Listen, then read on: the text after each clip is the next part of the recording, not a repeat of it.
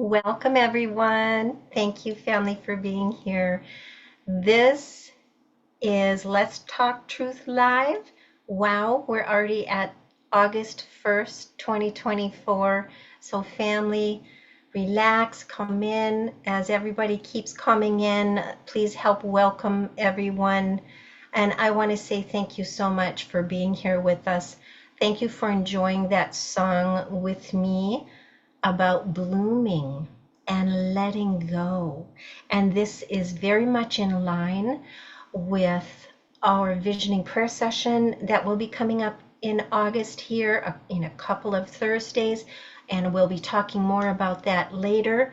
But I just wanted you to know that there's a link to that song and what to be spinning around in your minds as we go along and prepare for a visioning prayer session coming up. But right now, I want to say thank you so much for being here. I also want to say I love you all. I love my team. I want to just give a shout out to them and ask you to put hearts up for them. Our dear sweet Jorge, Corey, Rose, Nan. Thank you very much. And Teri. And Teri. I thought I said Teri. Yes, absolutely, Teri. Oh, and so I knew I had that feeling, and please forgive me. I'm a little spread out tonight. So, of course, we can't forget our Teri. We all know here, those of you who are here with us right now, you know what everyone on the team does. You know, besides assisting me and helping me with the mission, whatever the mission may be, in Visioning with Julie B Ministries, they have their own, work and service that they're providing. And so please, just thank you for giving them love and thank you for appreciating them. We know that Jorge, for instance, all the help that he gives me, and he is our ordained minister of Visioning with Julie B Ministries, as well as he always does the great Gospel of John teaching that he does with his discipleship class on Fridays, and also on Wednesdays, quantum reflections. So, and he's just the sweetest friend anyone could ever ask for, as are all on the team. Our Corey, we know that Corey leads the way on Wednesdays and does his Corey's Bible study. Also helps me so much, with screen sharing music and things like that. And I appreciate that so much. And does extra things like he and Rose, and I'll bring Rose into it, extra things like they did just this last Wednesday. They came on Teri's Precious Kids Corner and gave an amazing, I would say, high-level teaching of what the Essenes are all about for the children. And I have to say, I really appreciated how Corey and Rose respected the intelligence of the children and gave them information that was not, brought down to a lower level thinking that they couldn't understand. And this is what I appreciate, that we appreciate the intelligence of our children. So it was beautiful. And Rose, of course, she helps us celebrate birthdays, which we'll be doing tonight, arrival days, and assists in so many other things, and is, such an awesome researcher. I've had the pleasure of working with Rose in Divine Night Holy Council, our work in Courts of the Heaven, researching, writing, and bringing petitions to the Lord.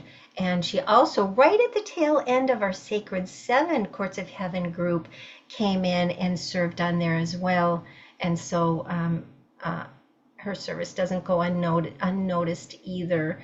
And of course, we have Teri, who leads Precious Kids Corner for the children, and I call her a star mother because she is. in the real. Teri is a star mother, and she has brought that down into this reality here, and she's utilizing it to teach and serve the children through Precious Kids Corner. That's a great program. Thank you very much. And of course, our dear sweet Nan, prayer warrior, and Nan has taken over the editing and publishing for us. For now, Rumble, but of course, we'll be opening up our new website, and then we'll be publishing on there as well, and we'll be moving into YouTube when the time is right. And so we will be stretching out. So, and thank you for my sweet team. I love you so much. And I also serve them. So it's not a one-way street. We serve each other, and we are here to serve you as well. So it's all about service, baby. So I just wanted to say thank you very much. Now, as always, we open up every one of our programs with a prayer of gratitude.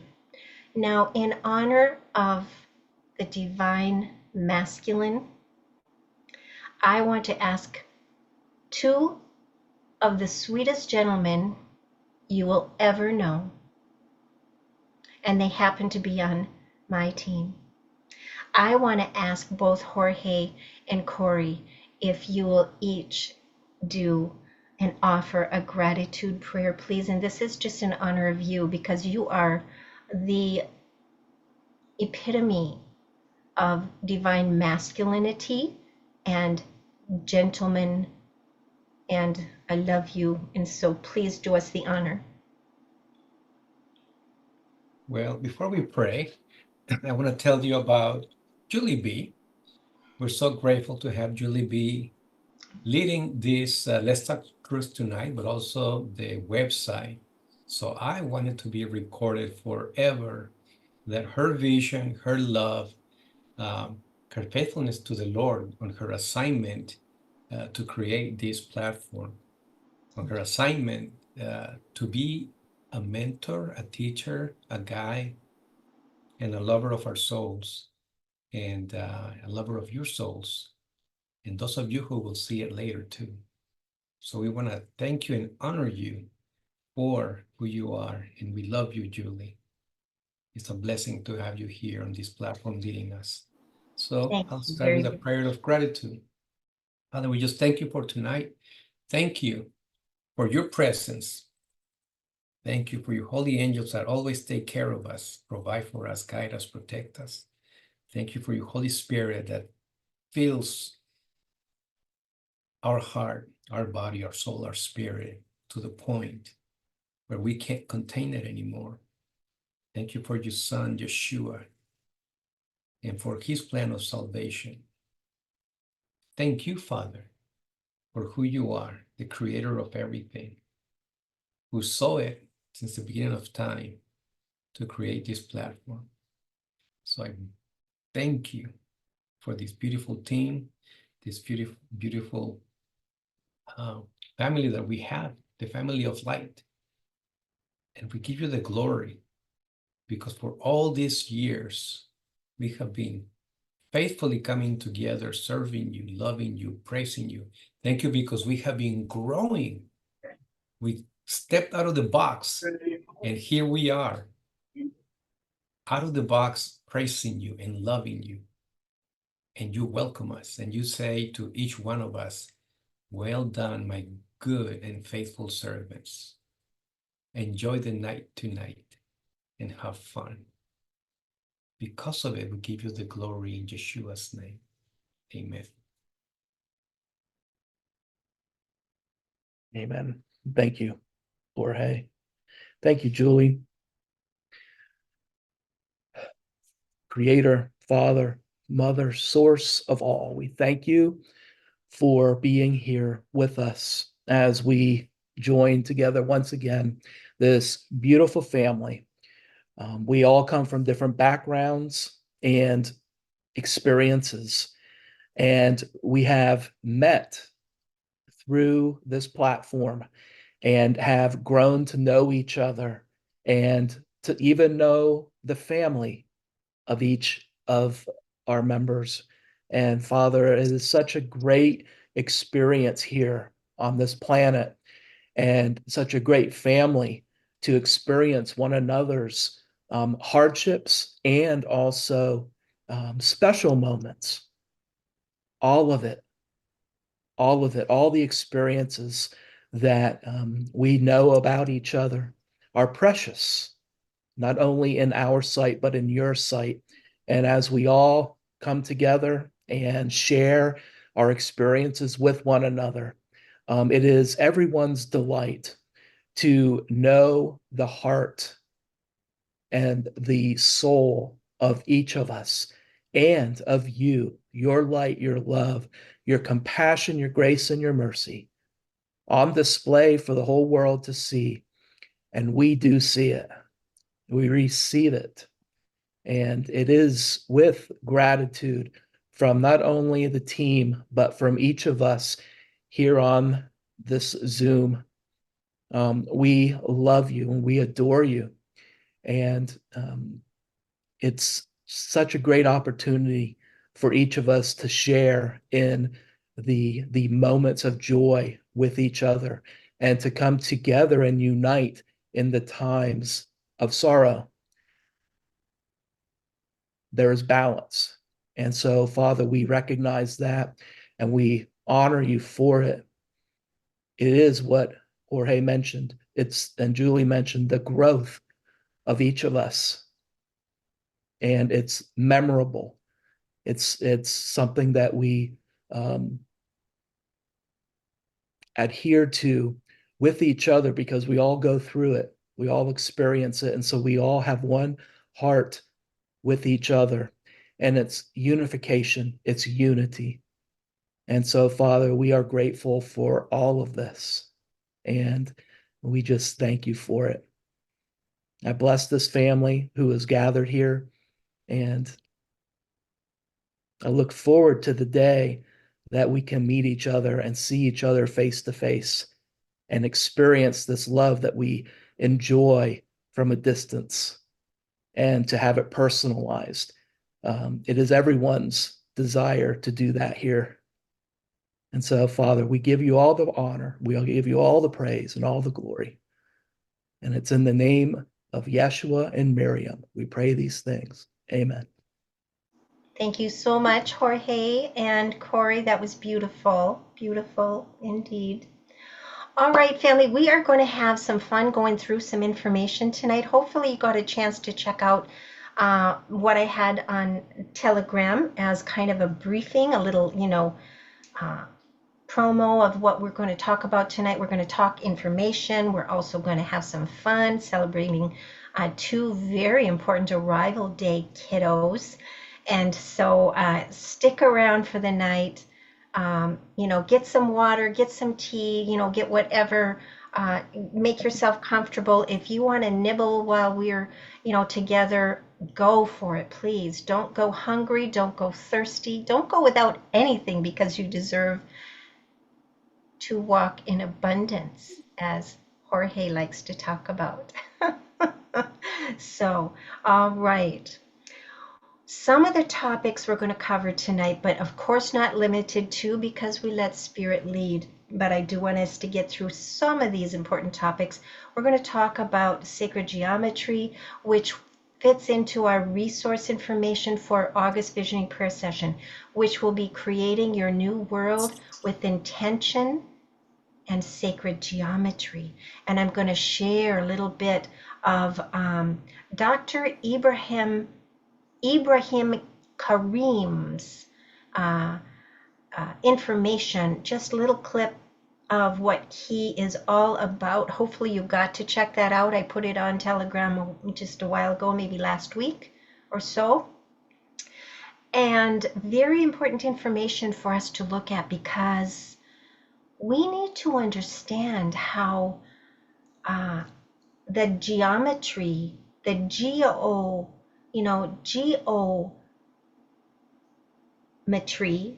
geo meaning earth, metry meaning measure. Geometry is very important, but also what Dr. Karim came up with this biogeometry and understanding the importance of shapes and how they affect our energy systems and our environment. You know, the shapes in our environments are wrong. And he has been doing a lot of correction in his architecture, mainly over in Egypt and, you know, over there in those very fortunate places where he is. And so we'll share some of that. We're also going to talk about, so I'll share you that information and a couple of links from him, and then as well his daughter, Dureya Karim, who also works right along with him in the same field. And I'll share a link from her. We won't cover it, but I will share that link so that you can look into that in case perhaps you already saw it on my Telegram, but we will be sharing those links again. We're going to talk a little bit of news. If anybody has anything that's, you know, really, you know, on your heart that you want to discuss, we'll talk about news. We'll talk a little bit about wellness, some sleep regimens. Everybody's having problems sleeping, and a little something from Tucker, and and then we're going to get into some spiritual and cosmic events talk. And I've got an amazing, beautiful little video. It's short. It's about 15 minutes long, under 15 actually. And you are going to love it. So if you have tissues, get them on hand. You might need them, Jorge. So just beware, and talk about the wild energy that was going on in the Schumann, and it looks like now it's really calmed down, giving us a break, and that's a good thing. And then we'll go into finishing off with our fun birthday arrival day celebrations and a psalm from Teri, and then of course always closing in prayer. And so if you have any prayer requests, be ready for that. Or if you would like to pray for somebody, please be ready for that. So here we go. The first thing I want to bring us through is this link by Dr. Ibrahim, Karim. And so let's see if I can, yes, that's the one I want right here. So I'm going to show you this. Of course, I can't play the entire video. We'd be here for far too long. But this is the video. Can you see it? Jorge, can you give me a thumbs up, or Corey? Yes. Okay. All right. Thank you.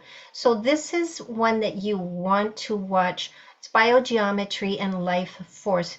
Dr. Ibrahim Karim has coined that term, biogeometry.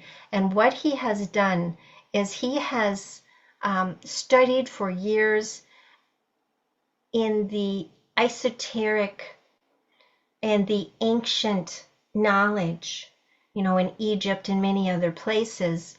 And so as he goes through here, he is explaining his kind of his credentials he gives at first.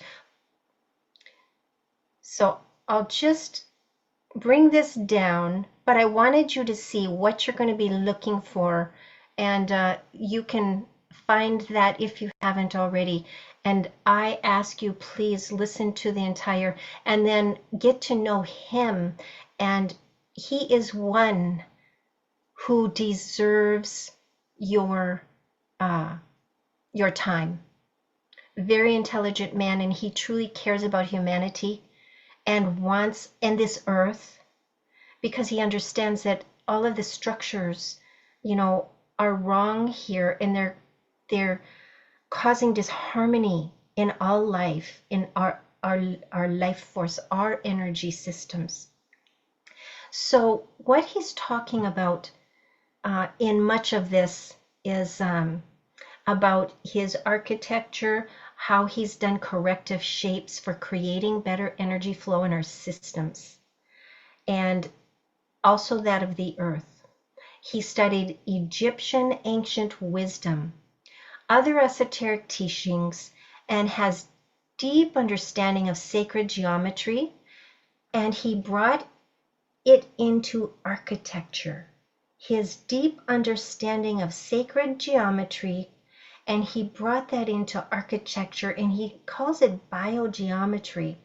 And he does explain again, like geo means earth and metry means measure.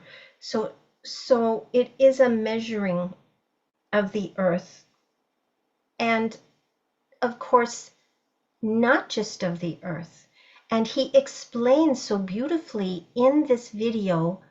Please watch it when you can if you haven't already.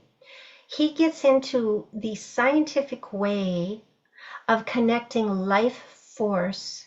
Now we know that angels are life forces. There are other aspects of life force, which is, the basic overall life force, which he explains here. The scientific way of connecting life force with our environment, and especially in our living spaces. In one of his videos, you'll find, and do your research, one of his videos, you'll find that he gives a lot of information, clinical studies. I like to hear evidence-based information, and he gives it.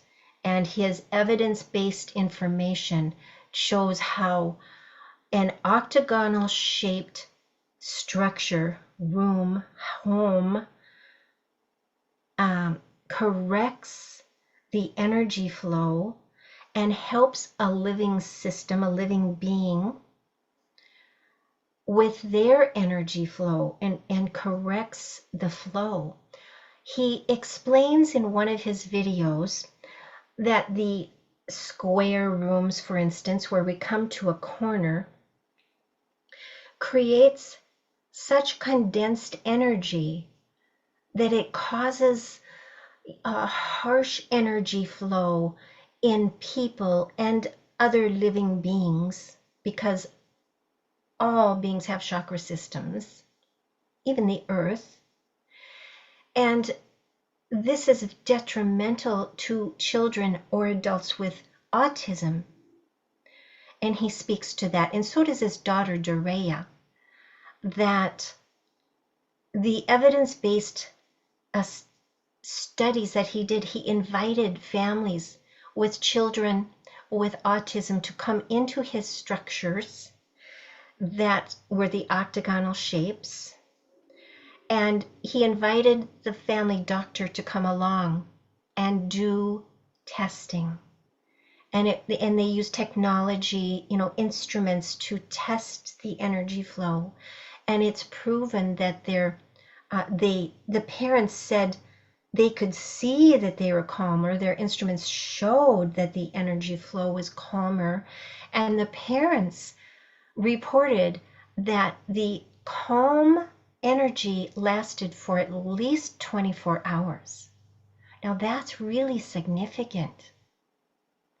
And so do you see how our incorrect architecture and our shapes, think about it, everybody goes into, their workplace, whatever it is that you're doing, you need to be able to think well. You need to be able to keep your endurance up for a hard day. And you are working in those structures with corners everywhere. And then on top of it, thinking of, let's see, I don't think anybody here has been in healthcare, no one that's here right now, but I worked in healthcare for many years. And so on top of this, the corners creating condensed harsh energy, affecting our energy systems, our chakras. Then there's also all of the instruments in healthcare that are full of, very irritating frequencies. And so can we see why a lot of people in healthcare, they get sick a lot. Healthcare workers get sick a lot. And we can see why. Here comes Nikki. Nikki is a nurse. Nikki knows about this. When you go into Nikki High, we're talking about Dr. Ibrahim Karim, and his biogeometry. Hopefully you got a chance to take a look at his links that I had in the Telegram, and you know how he has worked out for years, you know, new architecture that are in more octagonal shapes, taking away the harsh corners because of how it creates harsh energy flow in our systems. And I was talking about how, as a healthcare worker, you've got these harsh corners that you're working at with sick and dying children or adults or both. And then you've got all of the frequencies that are very irritating from all of the instruments and medical instruments that we're using all day long. And so can we understand why, you know, people are just sick? They're feeling sick, and then they go home and they open their computers and they turn on their television sets, and there's more irritating frequencies. It doesn't end. It's a barrage of, you know, it's an assault on our energy systems. And I dare say that it's been purposeful. So Dr. Karim studied in the ancient Egyptian ancient wisdom and the esoteric teachings, and he has learned the importance of this, and so he puts that into his work. I love in this, again, I'll show it to you just real briefly. In this video here, as you get in a little ways, he is talking about the importance of breath in life force, our air. When we breathe in life force, and we breathe it in a spiral, and it goes into our lungs, and our lungs are created in a way to create a certain resonance of energy. I mean, the intelligence of our Creator is just, we will never be able to comprehend. So we breathe in the life force, he explains, and then we breathe out the life force. And when we breathe it in a spiral, we're shaping the life force, and this gives it a certain function. Do you see how important you are? How important your body is? How important this physicality is? He explains that then breathing out loses the order, but that is the full circle of things. We breathe it in, we breathe it out.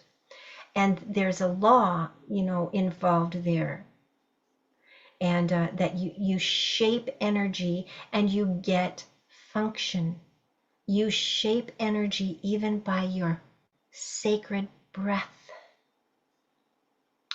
And so again, the lungs, the shape of the lungs give the energy a certain function. And then the outgoing function means that we release it out there for another function. And then so the ingoing spiral and the outgoing spiral gives perfect balance. And the centering of this life force he talks about happens in higher dimensions. This is very important. I beg of you to take time and listen to this. And even if you listen to it once, listen to it again, because this is deep. The centering of this life force, he teaches here, happens in a higher dimension, so that as we do this breathing, this shaping of energy, there is work being done in the higher dimensions or planes. He calls them subplanes. So we have the electro communication happening all throughout our environment, and he's explaining here, this is very important for us to think about, because it causes dehydration. Remember, I've talked so much about when we are meditating and praying and we're moving out into the spirit and we are in touch with our guides, our heavenly hosts, our, you know, all of them that communicate with us and then sometimes give us words, through us, right? This is very dehydrating. Do you see why now? This is why I've said drink your water when we do our, especially on our visioning prayer nights, when we're going into meditation, which is expanding our consciousness, moving out into the spirit, out into that, what he calls the subplanes. And then we're more exposed to those, energies, and it can be very dehydrating. So, bless your water, drink your water, and just realize that. He talks about dehydration. He said, even when you drink plenty of water, your cells are still somewhat dehydrated. And this affects the life force within us because life force is in the water. Life force is in the water. We know that, right? That's why there's an angel of water. The spiraling movement happens in the harmonics, in the physical, and in the higher planes. So in this movement, it is a multidimensional event. Multidimensional waters hold life force. We have, as we know, the waters above and the waters below and everywhere in between. Everything is water. I think some of you who listen to Marina Jacobi, you've heard her say that. And that was given to her by Council of Nine. We are in water right now. When you move your hands around, do you feel it? That energy. It is a different form, but it is water. And I thank Dr. Kareem for explaining that too. He talks about global life extinctions as a potential, I'm going to say. He says it could happen if we continue to put out chemicals on the plant life because it weakens those chemicals which we ingest through our plants, through our water, through the animals that eat the plants. If you eat animals, weakens our immune system. And so what a future like that continuing would hold is extinction. But of course, we don't consent and we don't allow that. And that's why we do the work that we do as light workers. And, serving humanity and serving this beautiful earth and serving our Creator. We don't allow that. We say no.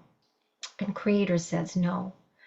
But it could happen if we weren't stepping in and doing our work. So, and that's something to think about when we are doing our visioning prayer session. I hope you're taking notes. When we do our visioning prayer session in a couple of Thursdays, this is one of the things that we can vision, is, purity, and absolutely using nature and natural sources, getting back to nature, sacred nature. So he talks about how to restore life force, forming and shaping the life force. It is a multi-dimensional vortex that he talks about, connecting from the higher energy levels to the forming process in nature. Do you see do you see the synchronicity with everything that we've been talking about? The invisible and the visible, Heavenly Father, Earthly Mother, must be connected, and it is connected by the golden ladder, by the holy stream. And so one needs the other. It's all there in Scripture and everything else and everywhere else, and all of our beautiful benevolent beings that are talking to us if we listen, and the heavenly hosts. They say the same thing. Now, so it's a multidimensional vortex connecting higher energy levels to the forming process in nature. This is how life force works in nature. To rebalance, we must reinforce the connections to the higher dimensions. Do you see the connections? Remember, for quite a while, connections, the word, it even, was in front of me. So the importance of connections, that we needed to really focus on that and do everything that we have been doing to create these connections. And here, Dr. Kareem is saying, we need to rebalance. We must reinforce the connections to the higher dimensions. Man-made products versus nature, he talks about. Nature exchanges life force. Naturally, nature exchanges life force. We've talked about this. We do this, don't we? And then, so he's talking about how we're putting lifeless shapes into a living body. Lifeless shapes into a living body by using man-made products. Because energy takes form, takes shape, even etherically, even if you don't see it. Sacred geometry. And it comes into the bodies, into the systems, and it's lifeless. And as this increases, it becomes like a cancerous illness, he says, in the earth and in all life. And life force needs to have the connections with nature and with the unseen life forces with the seen life forces. He talks about when designing things here on earth to be cognizant of this. Think about this when we're creating our new world. Some of you will be thinking architecturally. Some of you will definitely be connected to the sacred geometry thinking and bringing that all together. And, because we want to have our structures in and on our new world. We're not just going to be floating up in the clouds. We're not. We're just not, because we want to be experiencing. And so when we're creating our new world, even though it's going to be,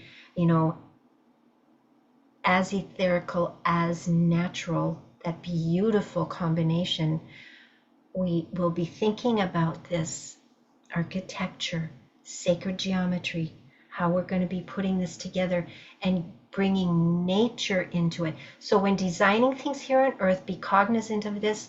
Use natural products.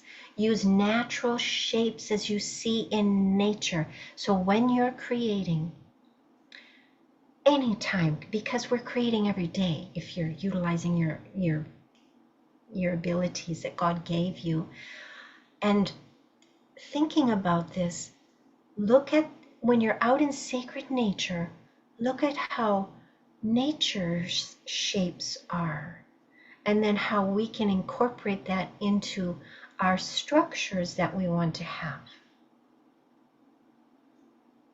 Because I don't see us going back to living like the cavemen, just living in a cave. We might have caves for a vacation home. Who knows? It might be a pretty cool cave. But we will want our sophisticated structures, but we can create them to be like nature and designed according to nature's ways, so that we have that beautiful life force exchange happening. And everybody will be joyful and not cranky and tired and sick. He talks about AI and the computer mind. It has no values. It works only on data. It does not and will not value natural life. And so, this is why we are not going to be a part of the 3D, AI matrix. We know that there is a natural, organic, it's called, type of AI technology, and that is governed by consciousness, God creator, God consciousness. And so, but because the AI that we are familiar with here, where we work and play temporarily, It is not AI that is what we want to continue with because of what the projection is, where that goes with that transhumanism, not nature. The human state, the human statue. Okay, now here I'm going to show you this. This is so interesting. Please, if you want to take notes, I ask you to, because this might help you with our visioning prayer session, and it's just simply magnificent information that Karim gives us. So here we go. This will be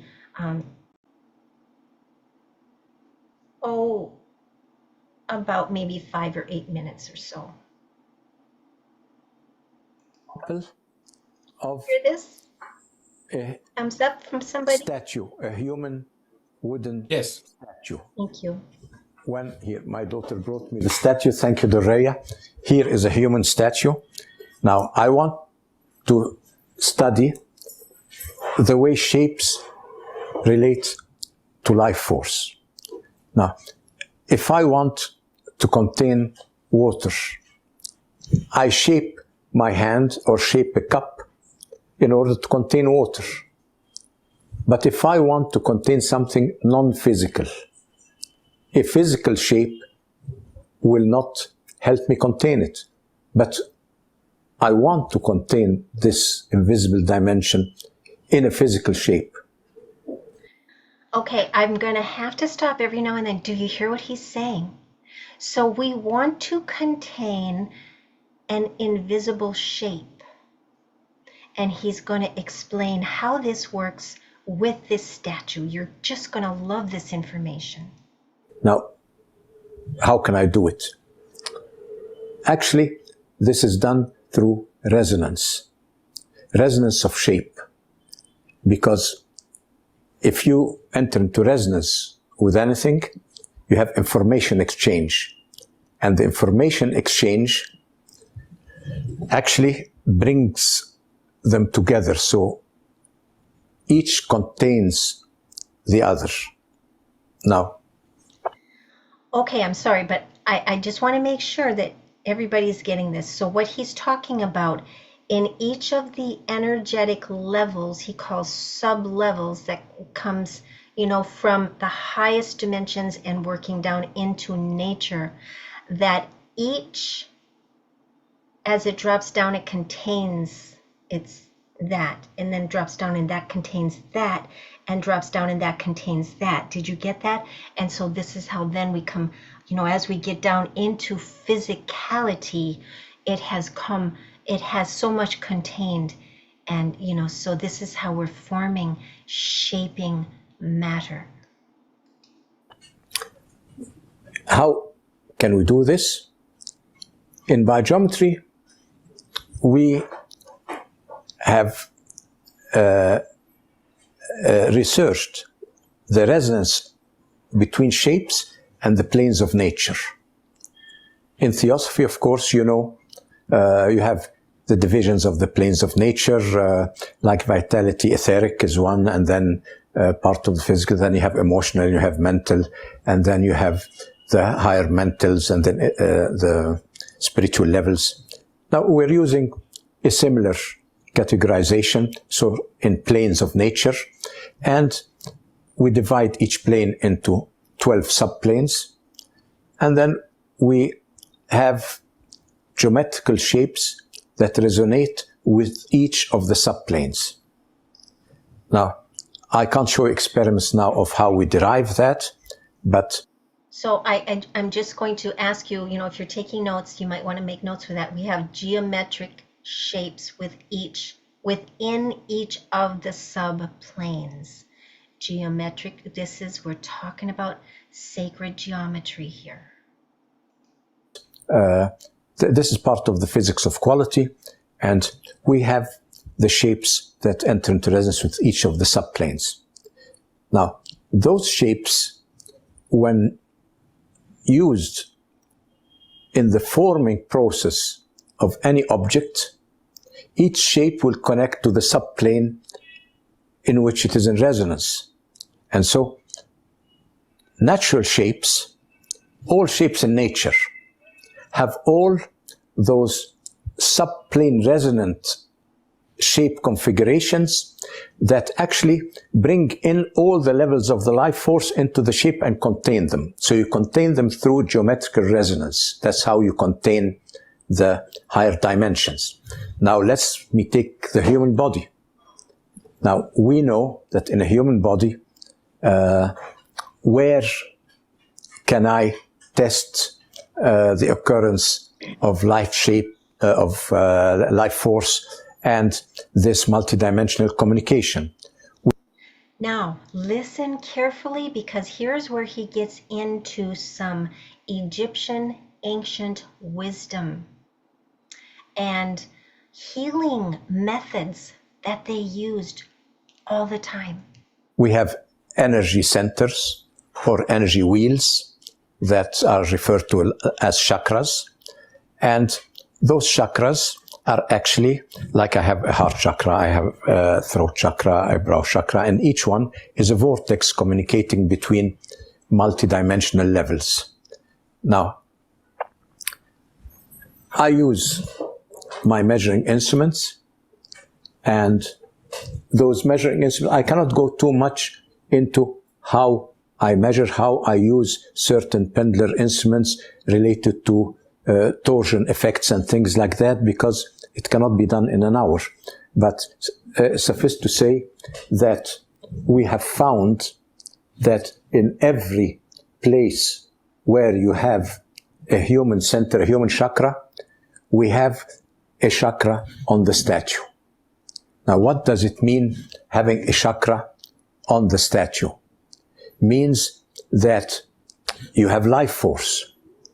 Means that you have all the biological functions of the location of that chakra in the statue. But my statue, on a physical level, is not properly formed. Maybe I have formed the angles, I have formed everything, but I have not formed the material. So what will happen? It will contain all those energies of life, but it will not move, it will not animate, but all the other levels will be contained in it.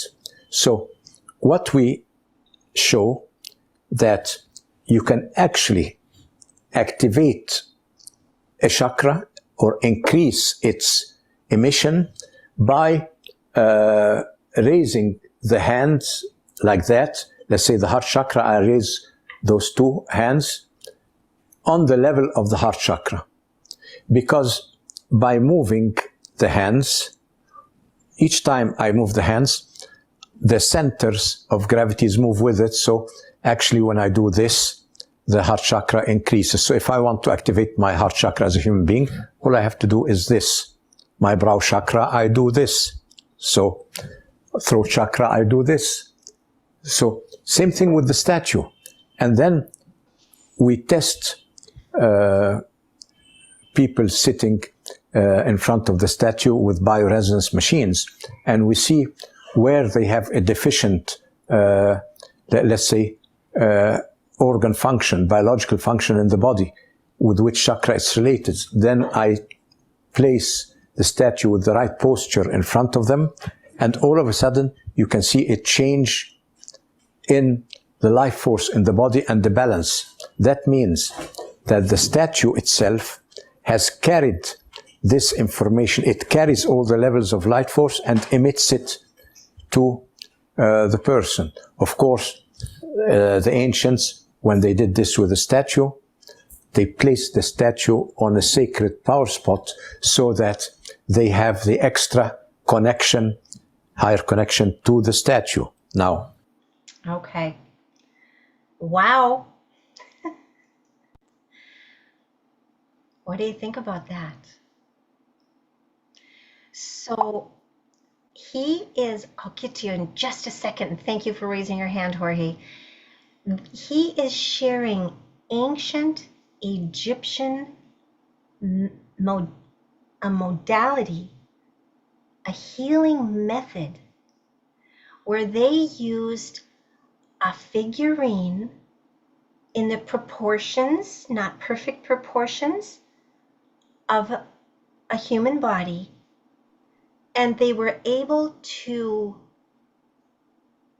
find where there's a disturbance in our energy systems, because this is what causes illness and disease. We know this.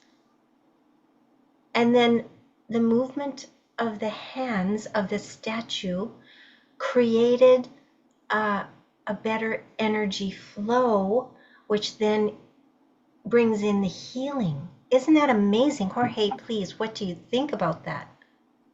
And I was taking notes and I loved all of it, but I don't know if everybody caught it. As he was finishing the last part of the video before you stopped it, he says that the Egyptians who knew all of this place in a particular location, a special place Ley lines. where it activates it even more. I would call it a portal, because I have been in different places around the world where you go into that area and your body feels it, your spirit feels it, and there's no other feeling like it, there's no other place like it. Only certain locations in the world have that place, or you can create those. So that was all that I caught. Yeah. Thank you, Jorge. Yes, and thank you for bringing that up. Absolutely. And he talks quite a bit about this in his videos that I've seen. I mean, I just can't get enough of him anymore. I love his intelligence. I love his ancient knowledge. I love his good heart and service to the well-being of all life. And he doesn't just care about it. He has devoted his life to improving. And so, yes, Jorge, yes, those power spots he talks about, and it does have to do with our ley lines, which is our, the meridian systems, the energy grid, and then we have those certain points that, when they come together, they are very, very sacred spots, like he says, sacred spots of high energy, and absolutely portals, Jorge, absolutely portals, where, just like in each of our, I love how he mentioned, that our chakra systems have, remember one of the chakra healings, visioning prayer sessions that we did maybe last year sometime.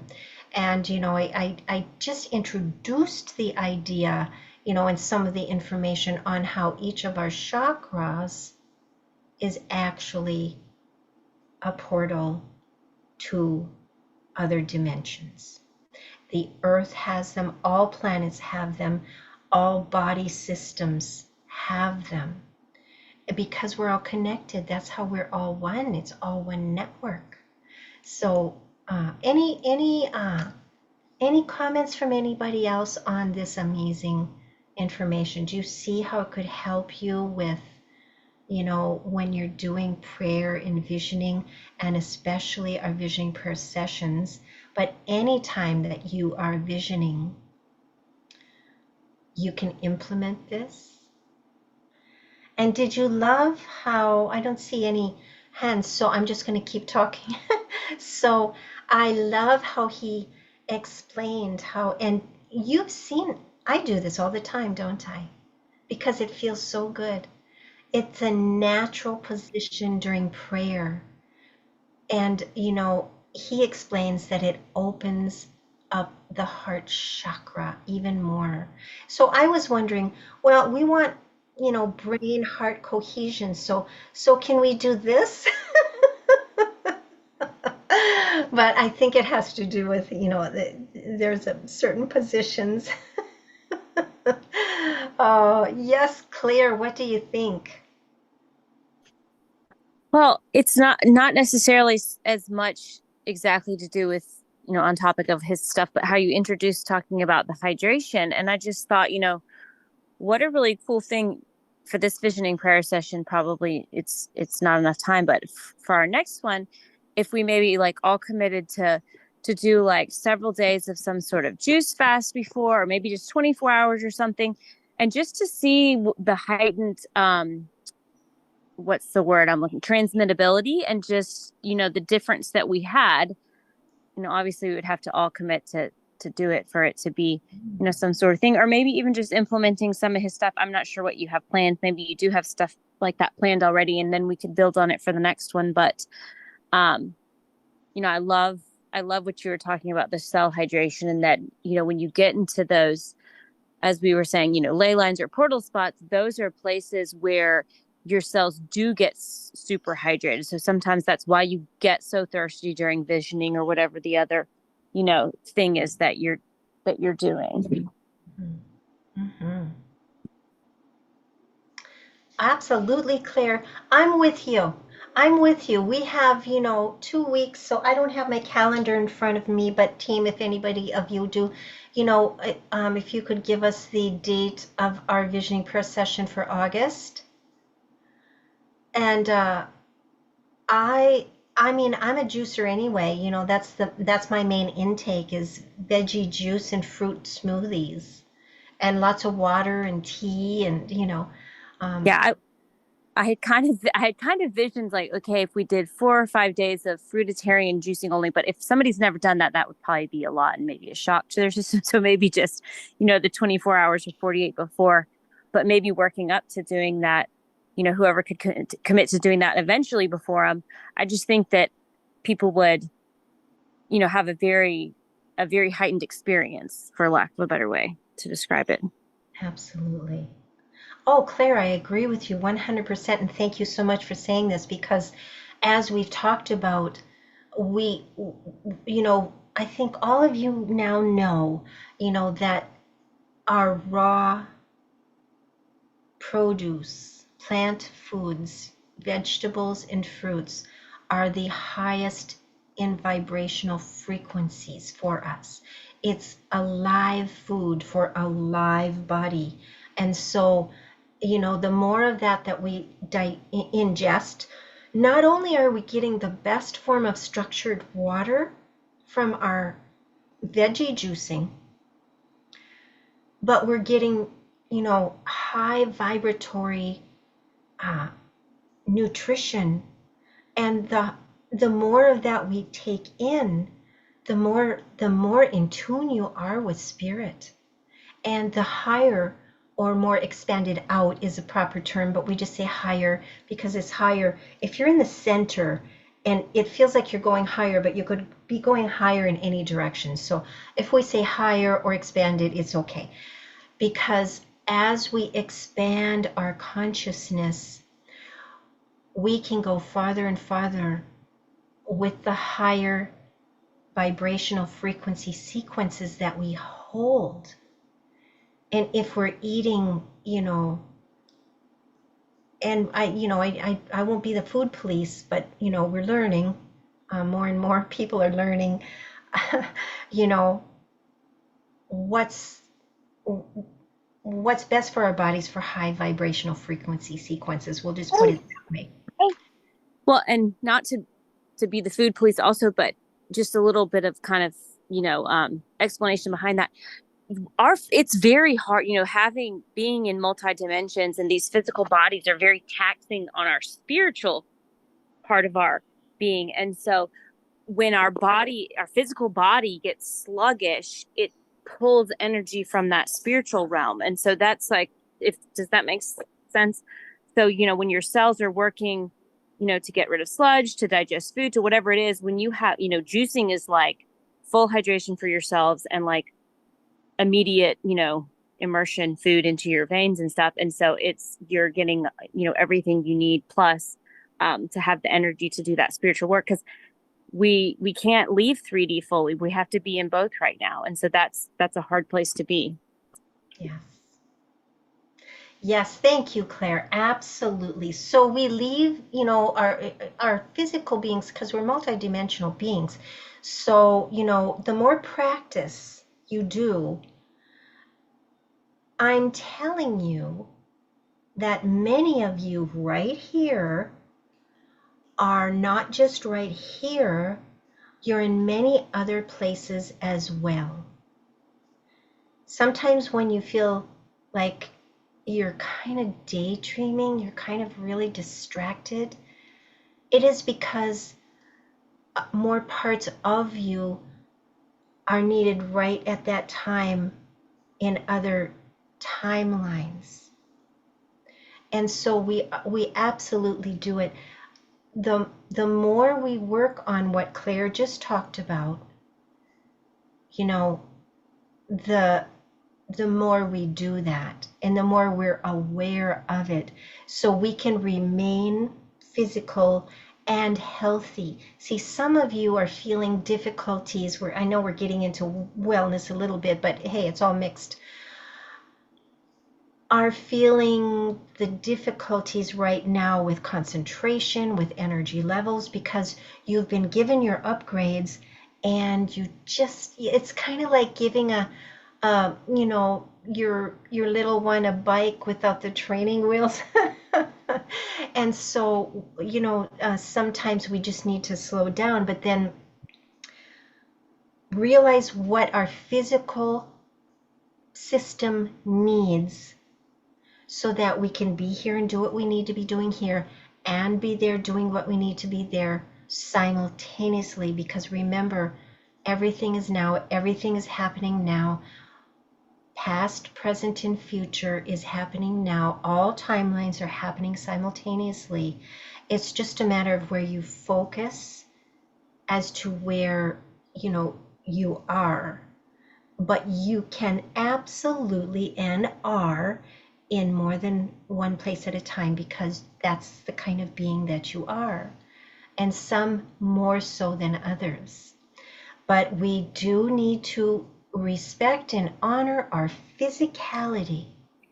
We have been trained with lies. We know this. We have been trained to believe that it's a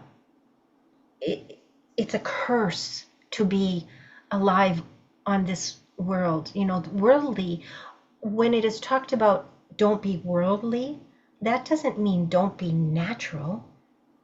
Don't be part of Earthly Mother and her nature, sacred nature. In scriptures, when they're talking about giving up worldliness, that means the dead, the death part of that, the ego, the greed, the unconsciousness. When you're unconscious, you're in the darkness. When you're conscious, you're in the living. And just as Dr. Kareem was explaining, and thank you, Claire, I'll get you in just a second, the structure, that the figurine of the human body there, don't you find it amazing that there is life force in that little wooden structure?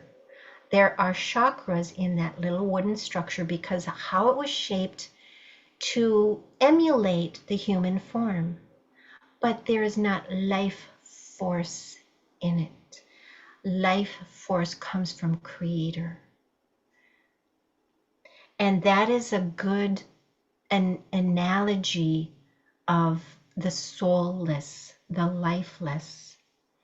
And, and so we're more alive when we are a part of sacred nature and, bringing that into our being as much as we can here, and then staying connected also with, Heavenly Father and, the entire connection that we've talked about. Yes, my dear Claire. So I had kind of had a mind to say something about this, and I wasn't sure if it would fit in, but you led into it just perfectly. So, I've seen some stuff going around where people are talking about ascension symptoms and, ignore all this. It's ascension symptoms. It's not actually, you're not sick, this, that, and the other. And I thought, no, that does not ring true. That's not completely right. Some of that is, we're being told that changes need to be made, and that's going to be different for everybody. It's not going to be exactly the same for each even one of us here, but we have to learn to become in tune and listen to our body of what it's telling us. Like, is this something, because you in a higher dimension are doing something else, or is there something that needs to be removed or added, to your body or from your body or to your life from your life? And so just, for everybody to continue to be intuitive and go within and really be mindful all the time of everything, and not just assuming that changes are happening and whatever they were experiencing is inevitable. Absolutely, Claire. I agree with you 100%. We need to always understand in a multifaceted way. So, absolutely, we are having ascension symptoms, but that's not all. How can it be so simple? It is not. It's not that simple. Of course, we're having ascension symptoms, which are, causing for some difficulties because they're just not processing the energy very well. And, so they need to pray and work with their higher self to balance it out, process a little better. Also, we need to understand, absolutely, and that's why I talk wellness. Wellness is always a part of what we need to talk about, because we are in physicality here. We cannot ignore that and just think it's all about spiritual information. Dr. Kareem is just another one who has connected, and he agrees in his manner of speaking and teaching that it's not one or the other, and there's many layers in between. They're all important. So yeah, we need to wake up our intelligence and really be in tune, as you said, in tune with our physicality and our spirituality and all parts of us. And so thank you for saying all of that, Claire. I agree with you 100%. And so we need to be just critical thinkers, like we've been talking about. Use our critical thinking. And yeah, be careful for those who are throwing out just a one slam dunk, this is the way it is. You don't have to think about or worry about anything else, because here I have the information that you need. And, it's only this little, it's only this. It's never just only this. Life is much more complex than that. So critical thinking. Thank you. All right. And so Dorea Karim, and I'll just show you her this video, and all the links will be under the video when Nan publishes it on Rumble. And thank you, sweet Nan. So this is Dorea Karim, and she's having an interview here. You really do want to take a listen. This is very good. Dorea really focuses on the architecture too, and working on, good structures for children with autism and other, it's not just autism, it's pervasive development disorders. It's, just, energy disturbances just because we're, in human bodies. But so she does really good work too. So there you go there. And the links, I don't know if anybody on the team wants to throw the links. You have them on your agenda if you want to throw them into chat for everybody now. But if we don't get that done, they will be on the description on Rumble. So, and then also we'll give you a link to his website, biogeometry.com, and this is a lot of information about the agriculture, or the agriculture and the architecture. He talks a lot in his website about how to more more information for a visioning prayer session for creating our new world with sacred geometry and intention. Now, agriculture will be an important part of the new world, right? Because how things are laid out and how we're treating our soil, our plants, our air, our water, everything affects the agriculture, which in turn affects all life. So he does a lot of work on that too, and you'll see information on that on his website there. So thanks, team, for getting that. Thank you, Jorge, for getting that on the website. All right. Any comments?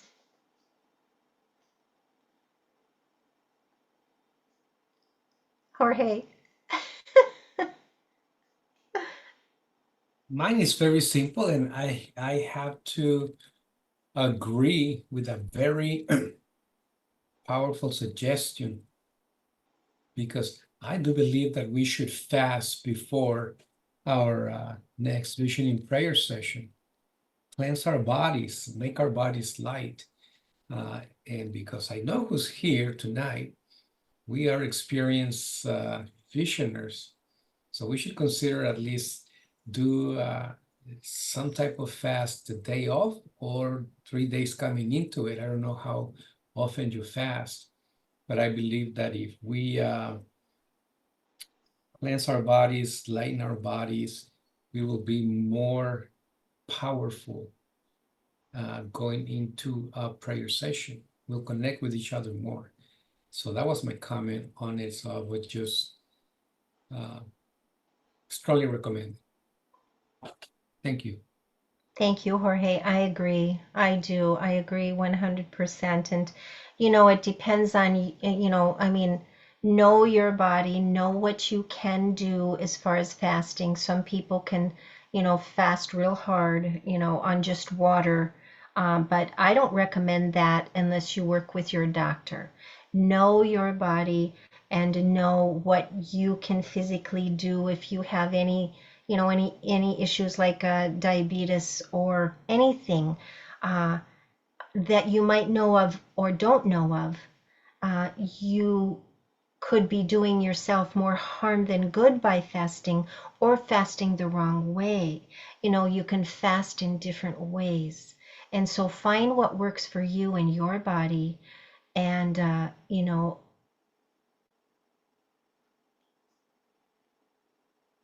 I can't think of one.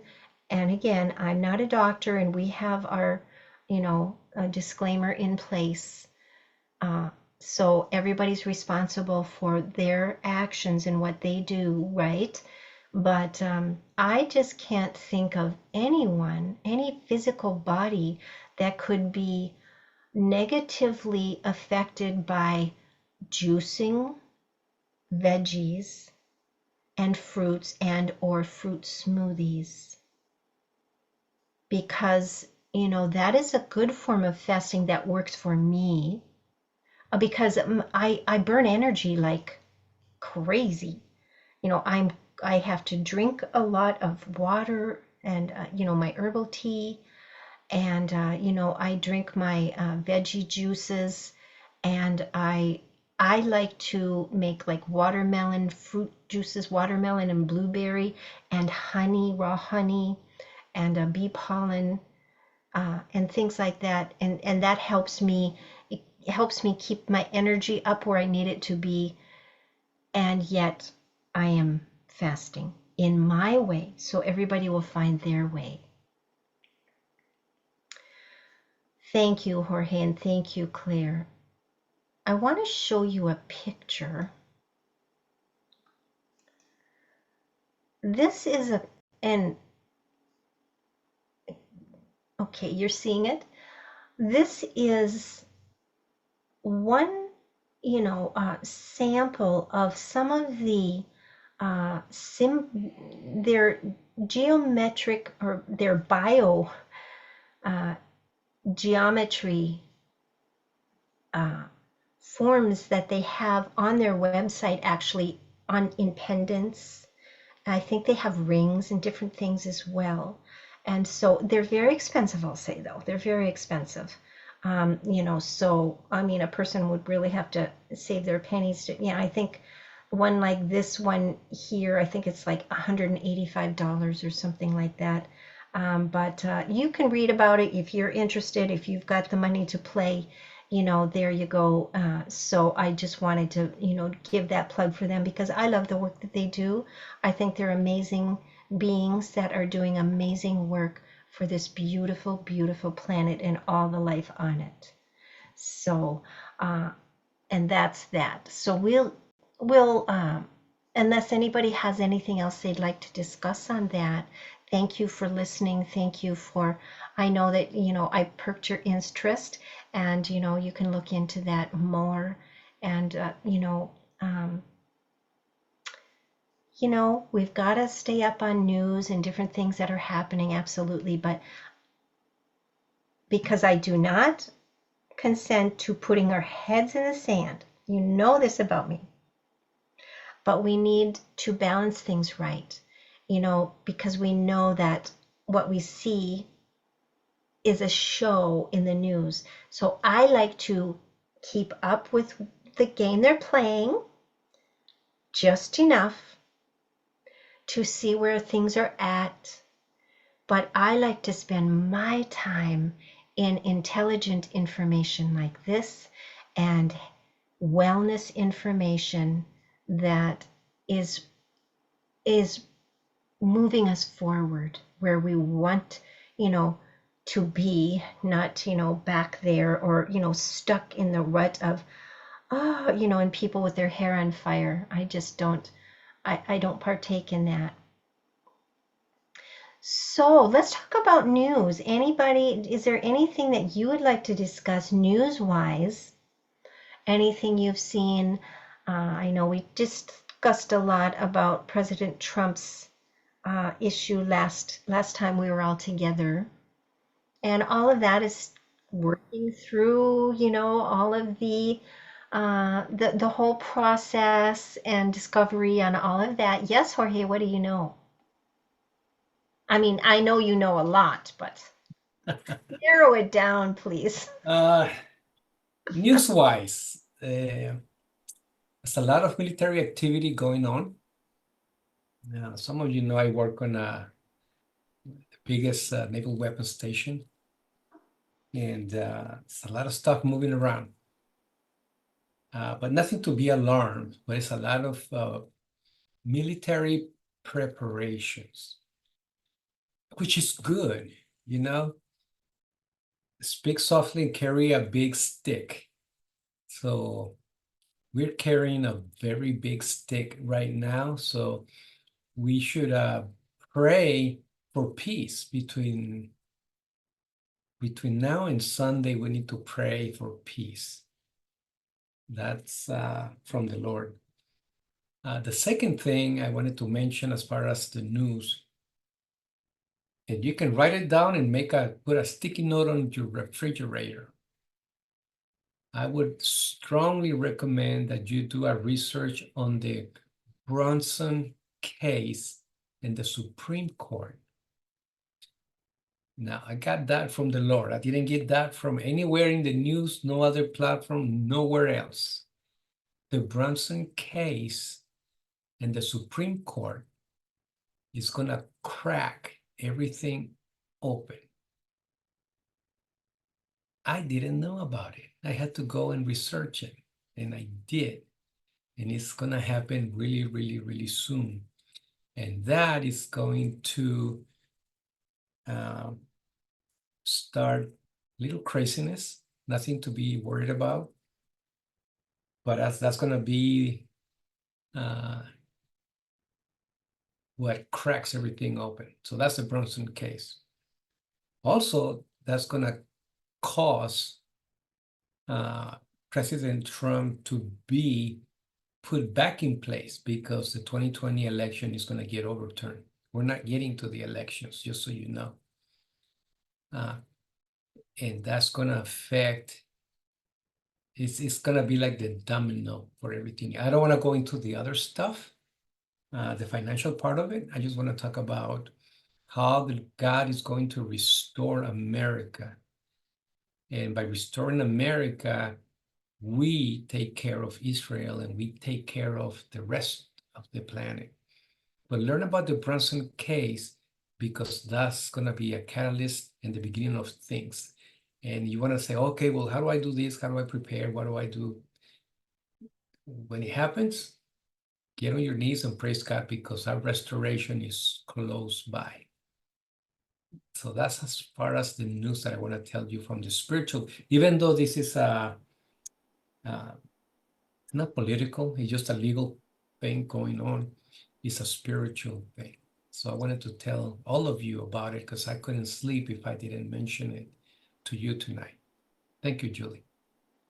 Thank you, Jorge. Thank you for that intel and updates. And yeah, I agree 100% that, well, we know this too, don't we, through Council of Nine, that the elections will be delayed because of shenanigans. And I believed it then and I believe it now. So I agree with you 100%. Yeah. And pray for peace. Yeah. And have faith in a divine plan. There's something that I want to play for all of you, and I don't know if you got a chance to see it on my Telegram, so I'm going to play this. This happened, I posted it on the 25th, it looks like. Yeah, from the Digital Soldiers, we are the new.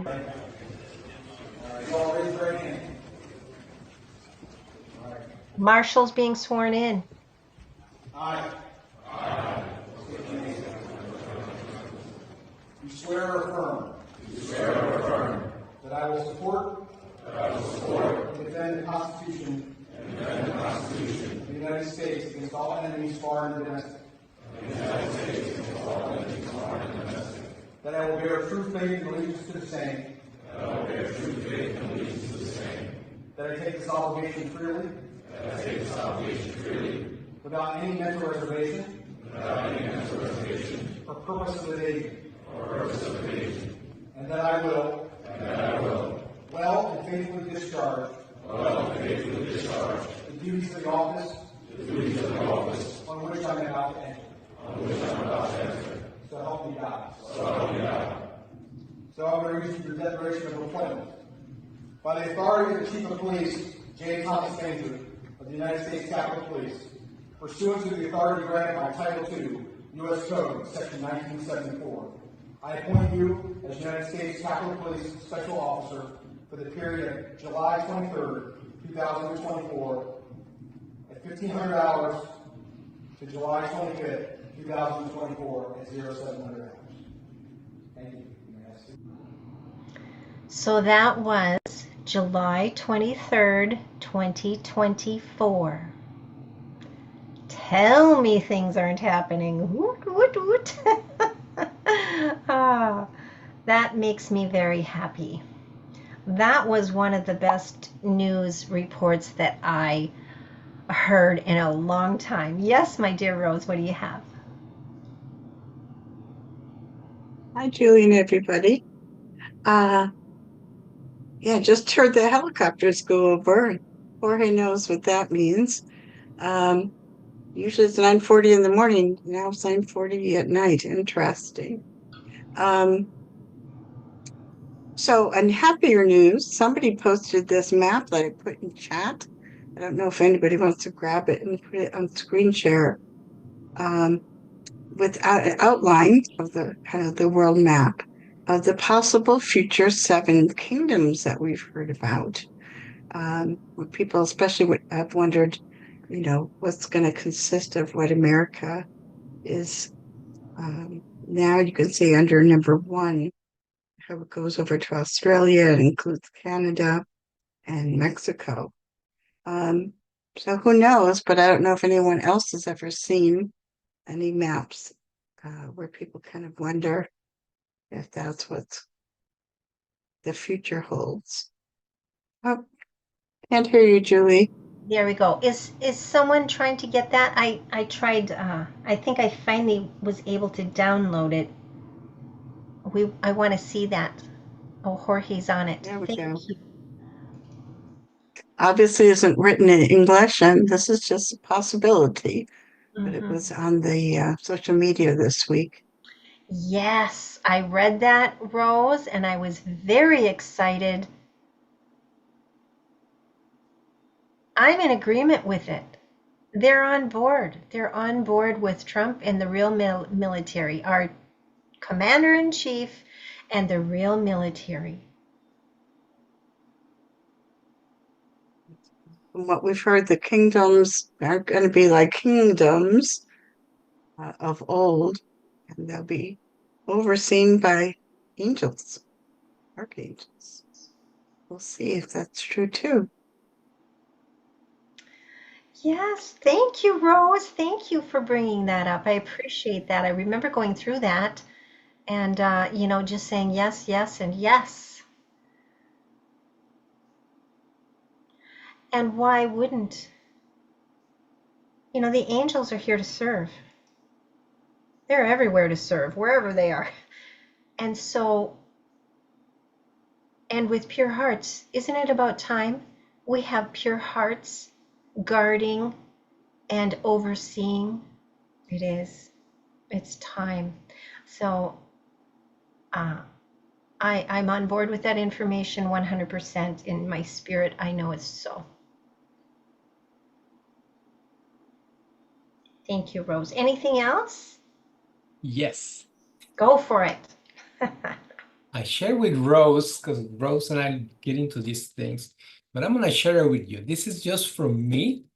Okay, it's not from Julie this is just from me, something that popped up on my phone unexpectedly because it popped up in October 17th. And I want to share, I don't know if you can see, give me a second. I have an orange dot right there. It's just popped up because I don't have anything in October. And I just have one message on the 17th of October, and it reads, humanity is set free. We win. I'll leave that in the spirit for all of you. It just showed up on my phone. I think, because I know in my heart that we're not going to get to the elections in November, but I cannot look back and say, okay, maybe somebody in the past said something about October 7th. I have no idea. It just showed up on my phone. So I wanted to share and give you hope because it feels right in my spirit. Just a little hope for all of you. Thank you. Oh, we thank you, Jorge.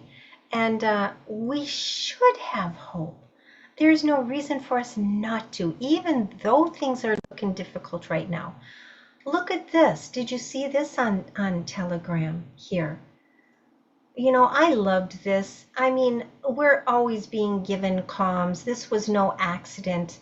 We're being told, remember who is, the presidential, who holds the presidential seal. President Trump, Commander in Chief. Yes. All right. We'll talk about sleep here in a minute, too. So there's no reason why not to have hope. Because remember, we've talked about how we need to make sure we're looking through what we think we're seeing because, and what we focus on is what we solidify and bring into our reality. And remember, all of the realities are happening at one time, and we will see them all at one time. And if you look in and you say, oh, that's really happening, and your energy goes into that, your emotion and your energy there you are. And that is where you are then. But if you look at that and say, that's not my timeline, and then you stay where you are in your vibrational frequency sequences, and you hold without, falling into those negative emotions. And then eventually, these others, they're not going to be able to be seen anymore because they're going to be moved away so far. But right now, we're being given choices about what we want to focus on.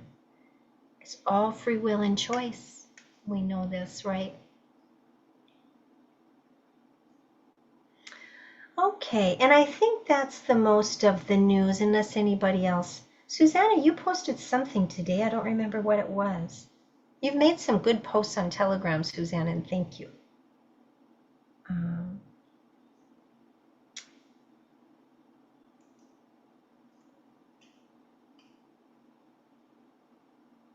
I think that's the majority of. Oh. Okay, end of the news. Here, we'll end our news with this. This is so much fun. I hope many of you got to see it on my Telegram, but we're going to play it now again. This is how we're taking care of the cabal. Oh, we're going to throw them down the stairs. Are you able to see it? No.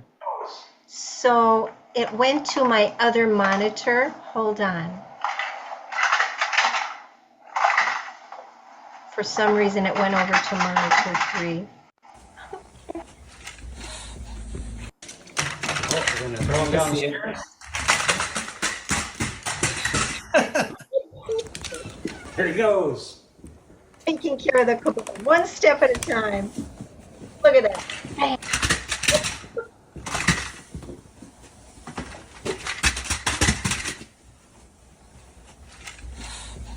And then he comes in with the dinosaur and brings it back up to the top. So now look what the bird does. You're going down.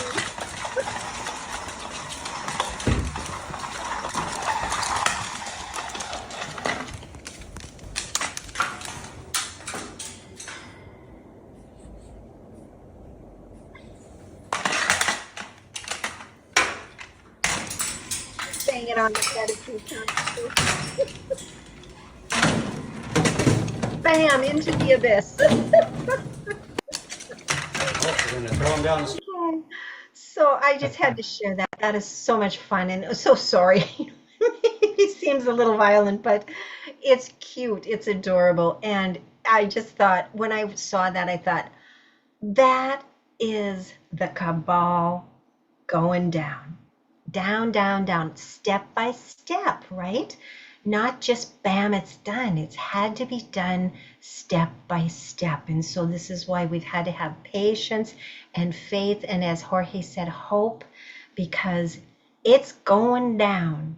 And just because we don't see it, because this is the Great War, things have to be done intelligently and thinking of the art of war.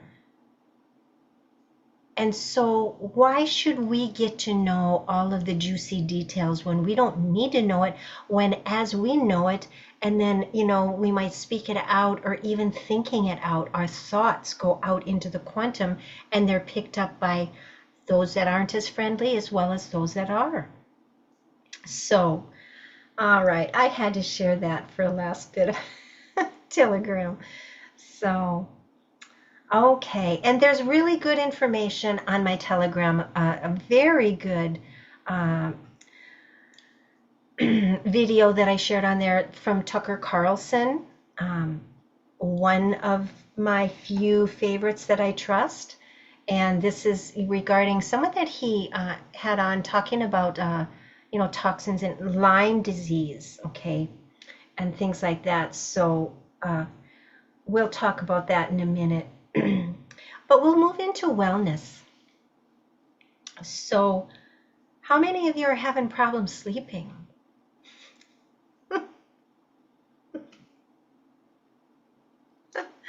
Yeah. And again, multiple reasons why. And I say that so much of it.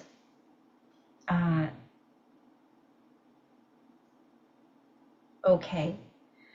I'm going to show this one. If you follow my Telegram, you have seen this. Okay, where's it going to be now? Help me out, Jorge, to make sure that I'm showing which one it wants to show. So I want to go to this one directly on the Telegram. It looks like it's showing on the Telegram. With the Schumann resonance. Yes. So we've seen this, right? Look at that wild energy, wild. And it was shown up here a little ways as well with this kind of staccato kind of energy. And I made a mention on that. Someone had a question about what that was all about. And in my opinion, that energy there, and there's more, I think up above was even more wild. But I won't keep going up. And some people perceive that as shenanigans and, you know, evil doers. What I see when and saw, and I still see when I look into that, what that is and how I explained it, is that there's a, you know, sometimes a staccato kind of energy is needed to pick out and to break up certain negative energies, more so than what we see here on the far right. So this was, you know, and breaking up energy flows, frequencies that were trying to come in to do harm. But you know what, the alliance, heavenly hosts, all that are working on our behalf are always multiple steps ahead, because they see all of their plans. They see everything they plan to do. And so they always have a counter plan. And so that's what that is. That is my opinion. Anybody else can think whatever they want. But that is my opinion, how I see it, how it was shown to me. And then this here, that is we hold this space. That was a declaration and a proclamation. We hold this space. So that's what that was all about. But we were really feeling that energy, weren't we? You know, I mean, look at that, you know, blasts of energy. And, but I guess it's, you know, everybody can see it as something different if they choose. All right. So there we go. That's what I wanted to talk about with the Schumann. And someone posted something today. I really didn't have a good chance to look at it. I just was breezing through, and I think it was AGL who posted Schumann today, and it was just almost empty. It was just like calm waters. And I feel like what that is giving us is a break, because everybody is speaking it out, and it's going out into, you know, the quantum that, rah, I can't take this energy. I'm feeling sad. I'm feeling agitated. I'm feeling angry. I can't sleep. And so, you know, seeking ye shall find, ask and it shall be given. If you need a break, you know, you get a break. But I do think it's important for us to remember that we've talked about this, the energies that are coming in are for upgrades, downloads, healing, and it's affecting each of us a little bit differently as we need. You're getting different upgrades and downloads and energy waves different than I am. Isn't that amazing? It might all look the same on the Schumann resonance, but who's getting what varies according to each one's needs, and that includes the animals in the plant life, because they need help too. They've been just as affected as we have. Jorge says, news, Netanyahu visits Trump at Mar-a-Lago. Too bad actors get killed in the Middle East. Oh, 2 bad actors get killed in the Middle East, and the rest of the world do not trust Biden or our military administration. Trump is running the show. Absolutely. He's our chief commander-in-chief. He is definitely running the show, as well as the military and the alliance working with them. Yes, Susanna, what have you got? Hi, Julie. Yeah, what I've got is, we can verify that Trump is commander in chief because he's been receiving presidents from other countries. And if he were to do that and not be commander in chief or president, he would be violating the Logan Act. So they would have already gotten him and put him in jail already a while back. So that is our big confirmation. So. Yeah. Yes. So, yeah. Yeah, what I sent you was this interview. The guy goes through so many things of the corruption, and then basically at the end, they one of the guys worked for the NSA, and they're creating a software that that they cannot go into because they say the other softwares they have windows where they can go into, and this is why we've been having so many problems. So they talk about many things also, so they created this program, and he even said that Proton is not good either. So, because remember Jorge used to say to get onto Proton, but they say that, they can, it's like the computer, the software of Dominion too. They left a window where they can go in there and and change things and get information. So this is why so many people have been able to break into the systems, and that's why so many people are getting their information stolen now. So it's good to listen to that because he talks a lot. It gives a lot of information of this software that that we had the breakdown, remember, of the Microsoft and all he talks about that. He talks about many things. So there are 2 guys that are talking, so it's very interesting, their conversation. So yeah, that's what I've been sending, try to send things that I think is pretty good, so to listen to for information. Yeah. Thank you. And I appreciate that, Susanna. Mhm.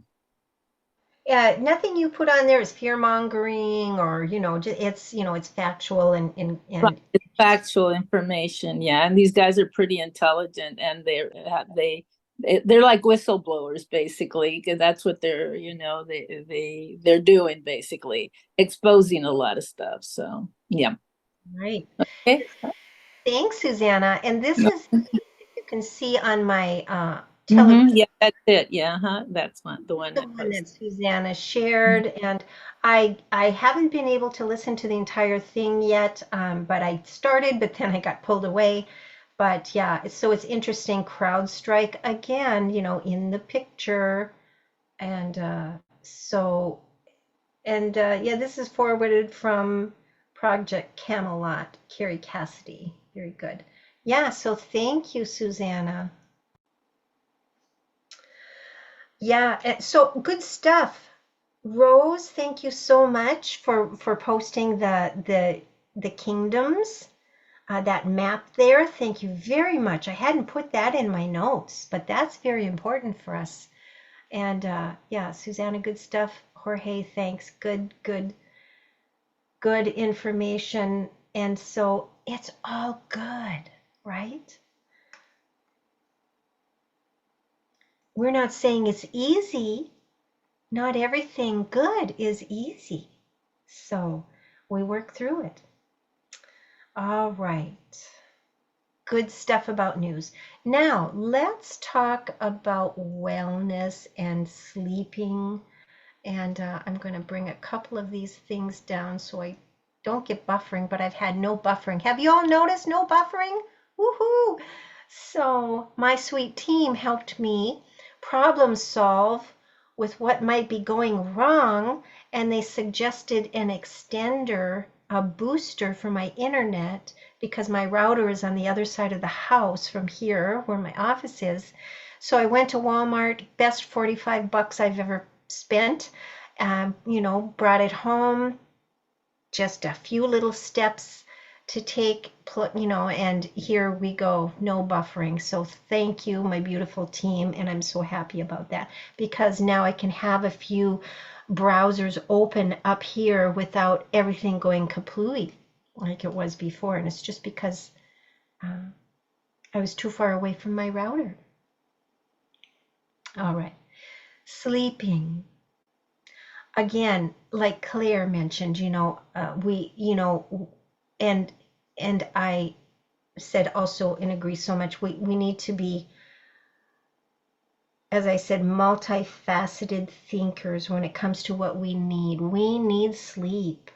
We should be getting 8 hours of sleep a night, and I know that most of you aren't.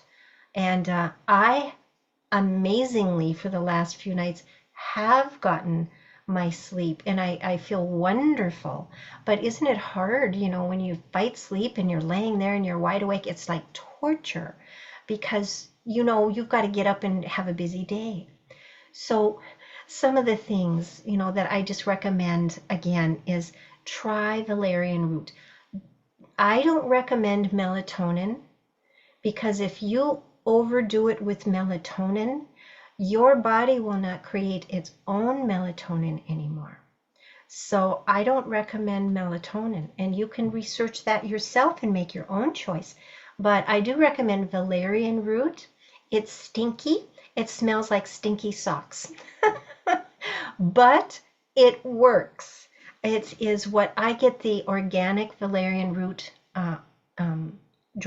whole leaf dried on Amazon. And I create my own tinctures, so you fill a jar about 3/4 of the way with your dried leaf, and then use at least 80% or 80 proof vodka, 80 or 100, but 80 is usually fine, especially for valerian root. Cover it, make sure it's covered completely with the vodka up to the top, shake it, and then put it in a dark cabinet and infuse it. Let it infuse for 6 to 8 weeks. And then you strain it, put it into a dropper bottle, and you'll find with your body how much you need.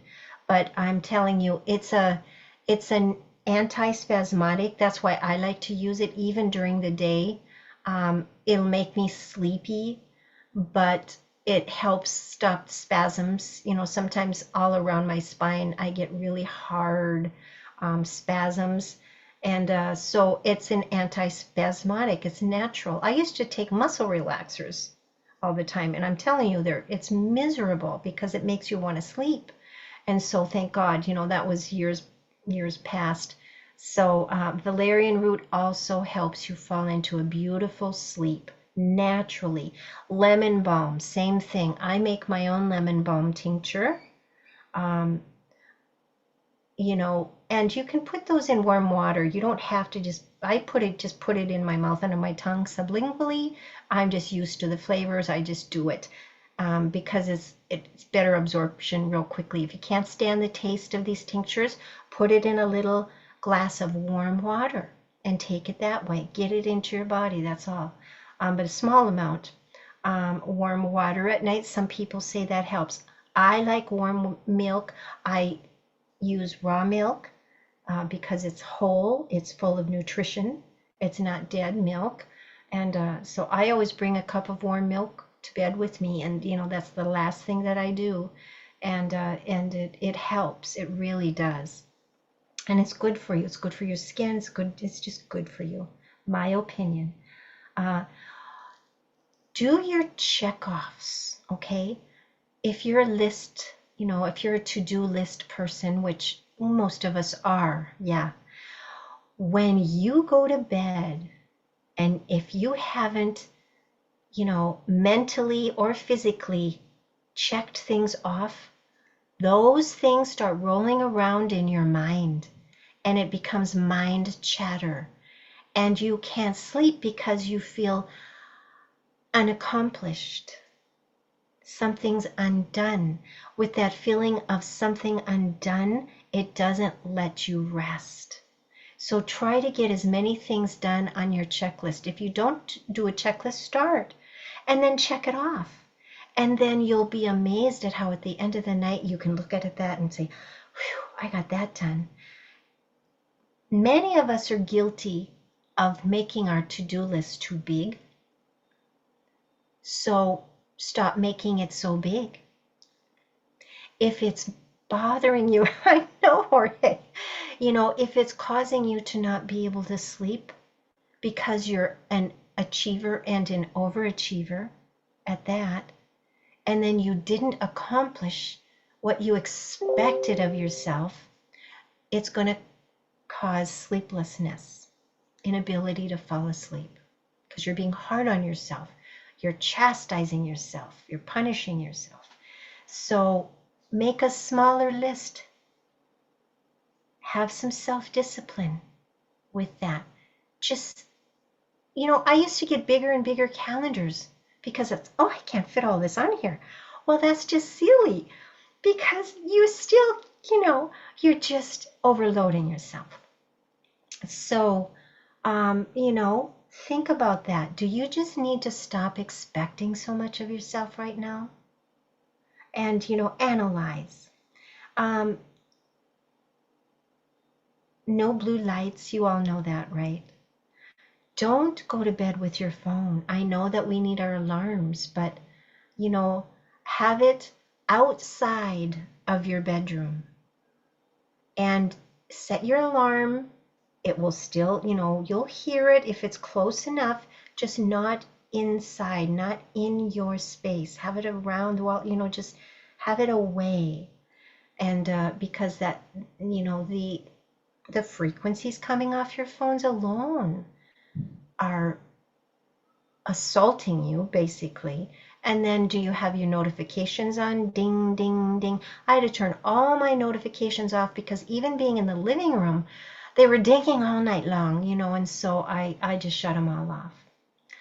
Declutter your area if you can. And I'm telling you, I have got to do this with my office. It is becoming so cluttered and I'm feeling it. Think feng shui, just declutter and make your environment calmer. And it helps your energy flow calm down, just like Dr. Kareem talks about.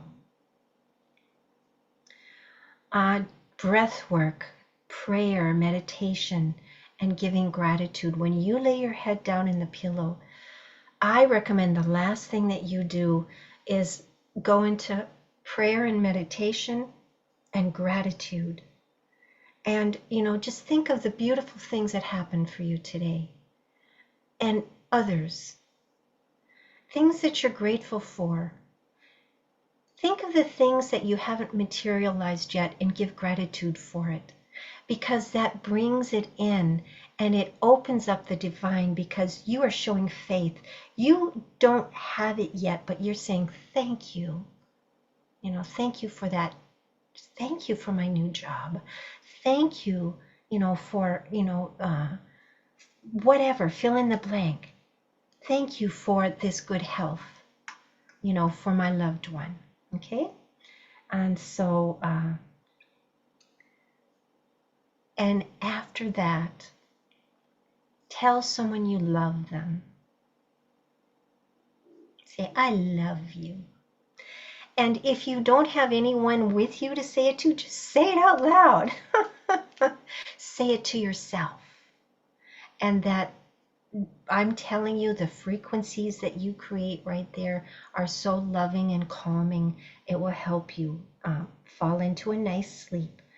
And so, what are some of your methods, anybody? Is there anything that you would like to share, something that you're trying so that you can sleep better?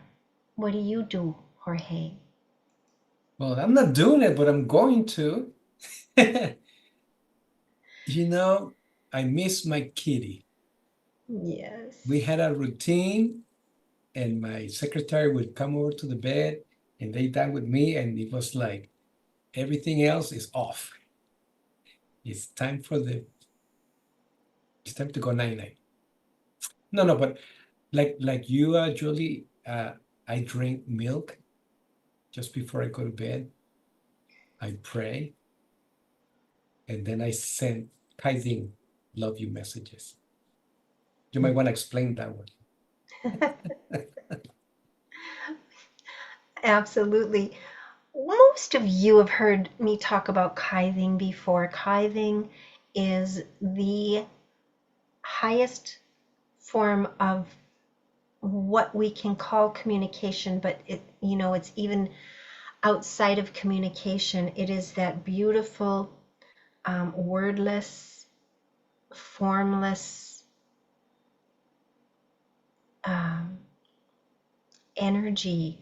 It's in pure energy where you are just, you are communicating, but not with words, not with images, not with anything that you can comprehend as a human. But it's in that highest realm that you go in and you just feel the love and you just sense and you share it and you receive it in that form, in that beautiful form. So it's a beautiful way of communicating. So try it, and then, if you're not feeling it, if you're feeling like, I don't know if I can do this kithing yet, well, use your telepathy. Use your telepathy. Because you can think, you can send out images. We know this. We do it as visioners. We do this. So do that and try that. And, that helps you feel those frequencies that can help you relax and go into the gamma mind state, which will, we're going to talk about this at the end: beta, alpha, theta, delta, gamma. Phew. So delta is the sleep mode. You want to get there if you want to sleep. But you've got to bring yourself out of beta, because that's your everyday, I've got to take care of everybody. I'm busy. I've got to think. I've got to, do my critical thinking. That's your everyday. Get out of there. Bring yourself through those brainwave phases that I talk about every time we do meditations. And we'll talk about it tonight again towards the end. And bring yourself into those lower brain waves where you're finding yourself just drifting off, and you find yourself in delta. You stay there if you want, or just push yourself into gamma, and then you're out there. Your body is resting, but you are in high energy mode and out there having fun and doing some, creating and whatever it is. But if you don't want to do that, you will once you get into your dream state. But if you want to stay in delta for a while, just stay there, and sleep. A favorite song? Absolutely. A favorite song. Beautiful frequencies that cause love, feelings of love and peace and joy. Absolutely. Yes. Well, I have an emoji for that. There we go. I love these new things on Zoom. Okay. All right. Thanks, everybody. So there we go. Some ideas. And if any of you have any things that you're doing that are working for you, throw them in chat and or share out loud. Toxins, that's another part of wellness. And I wanted to, I did put something about this on Telegram. And I want you to be aware, if you're not, but I know that many of you are. This woman here talks about the toxins that are in, all of these 287 different chemicals in the blood of newborn umbilical cords. So even before baby is born, baby has been assaulted with, according to tests, over 287 different chemicals. So there's others that I've posted on there, about skin creams and things. That's why I say, if you want to be, think of your beauty regimen as being in your kitchen.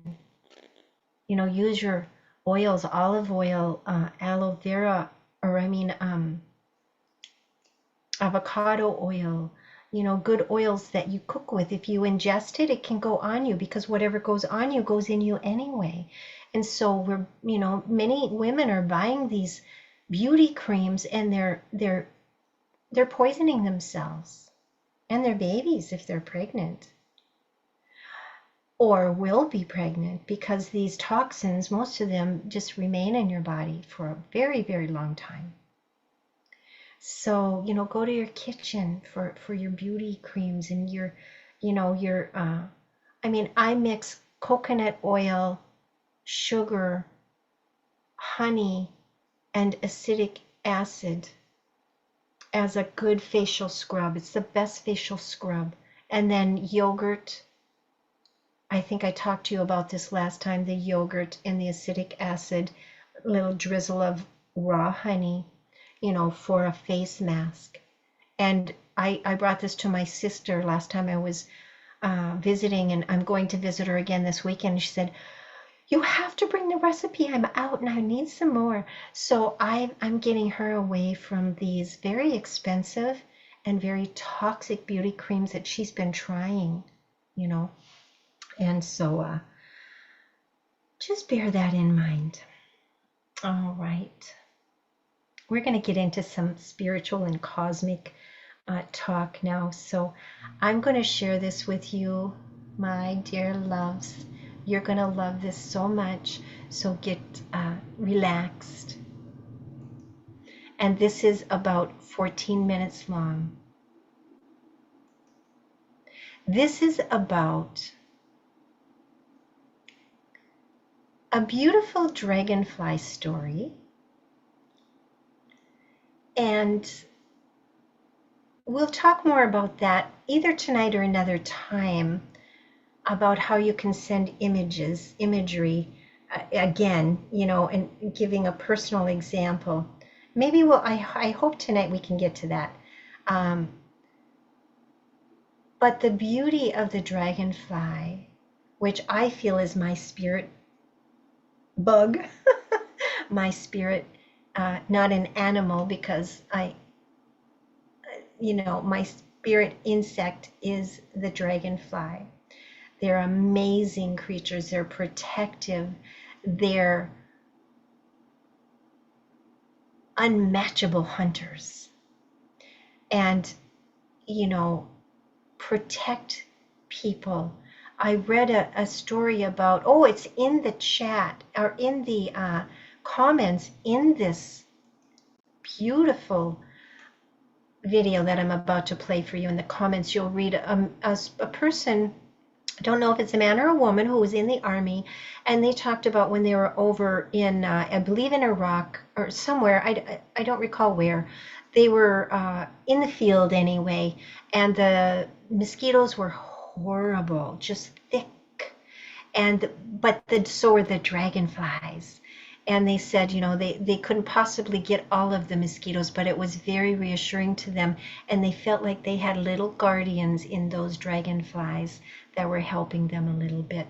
Let's take a listen to this beautiful story, and you're going to love it. And parents, grandparents, aunts, and uncles, I highly recommend sharing this with the kids. I'm going to share this with the PKK kids with the blessing of Teri when I come and visit them in a couple of weeks. So let's us listen to this, though. This story is And about adults. your enlightenment, and the most important life mastery you'll need on your path of ascending consciousness. Now that you're well on your way in your enlightened transformation, you're going to recognize this fun little character as you ascend. And the story will shed light on just some of the errors and blind spots that are currently interfering with your progress in life.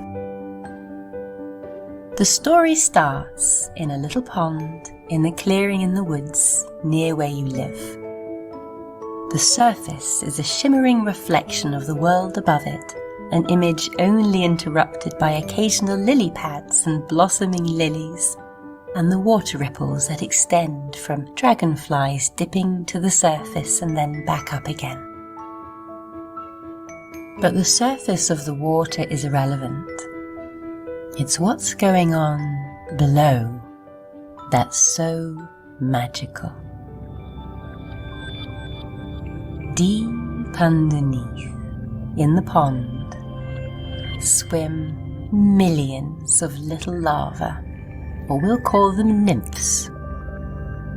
Some swim close to the bottom, where the water is thick and muddy and gloopy with sulphury stuff from yuckiness that's been hiding under the bottom of the pond, and from time to time belches up out into the water, which is otherwise very pure and clear. Some of the nymphs swim in the middle and sometimes pop down below and then up a little bit to cleanse.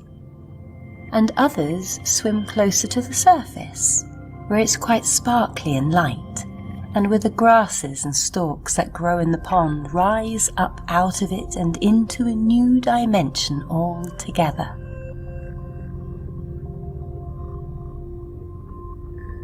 One little nymph, we'll call her Mary, felt like she was becoming something. She felt like she should start swimming a little higher and a little higher in the pond, a little closer to the surface. And she noticed that the more she swam in the clearer water, the better she felt. She felt more like what she knew she was. There were others before her that had done the same, and there were others around her as well, but experiencing it herself was something really special, and not something she'd ever understood from what others had explained about the process. And she told the other nymphs in her old swimming grounds in the denser layers of water about what she'd discovered. And sometimes they were inspired by her and also started spending more time closer to the surface, even though that was a bit different from how they'd always known the pond. And together they started noticing that even though the pond was the same, it seemed quite different from this new place. Now there were more of them. Many more. Some nymphs, especially those who swam near the bottom, were reluctant to listen to what the strange surface nymphs were talking about. They were suspicious and pointed out that there was nothing wrong with swimming in the sludgier layers of the pond, that this is how it had always been, and it was a natural part of being in an ecosystem that involved the debris of dirt and slimy scum from pond life settling into the bottom and from time to time belching up and out. And that when the sludge belches up, you get covered, and that's just the way it is. And that was completely true. The pond was just as worthy and divine from that lower angle as any other, and it was perfect for the creatures that lived there, but not for those creatures who are in the process of becoming something else. There was another group of nymphs near the bottom, and even though they were well adapted to the thick and gloopy vibe down there, they also had a strong inner feeling that they were becoming something, although they didn't know what it was. They did know it wasn't this. And they started to realize that this wasn't the whole truth about life and being a nymph. And they became afraid. And they started watching the nymphs that swam a little higher. Mary and her friends among the lighter layers of water saw the pleas of those ones and swam down to help them rise. They submerged themselves into a thicker and denser water than their little bodies could tolerate. They wanted to soothe and encourage the ones who didn't think they could swim any higher.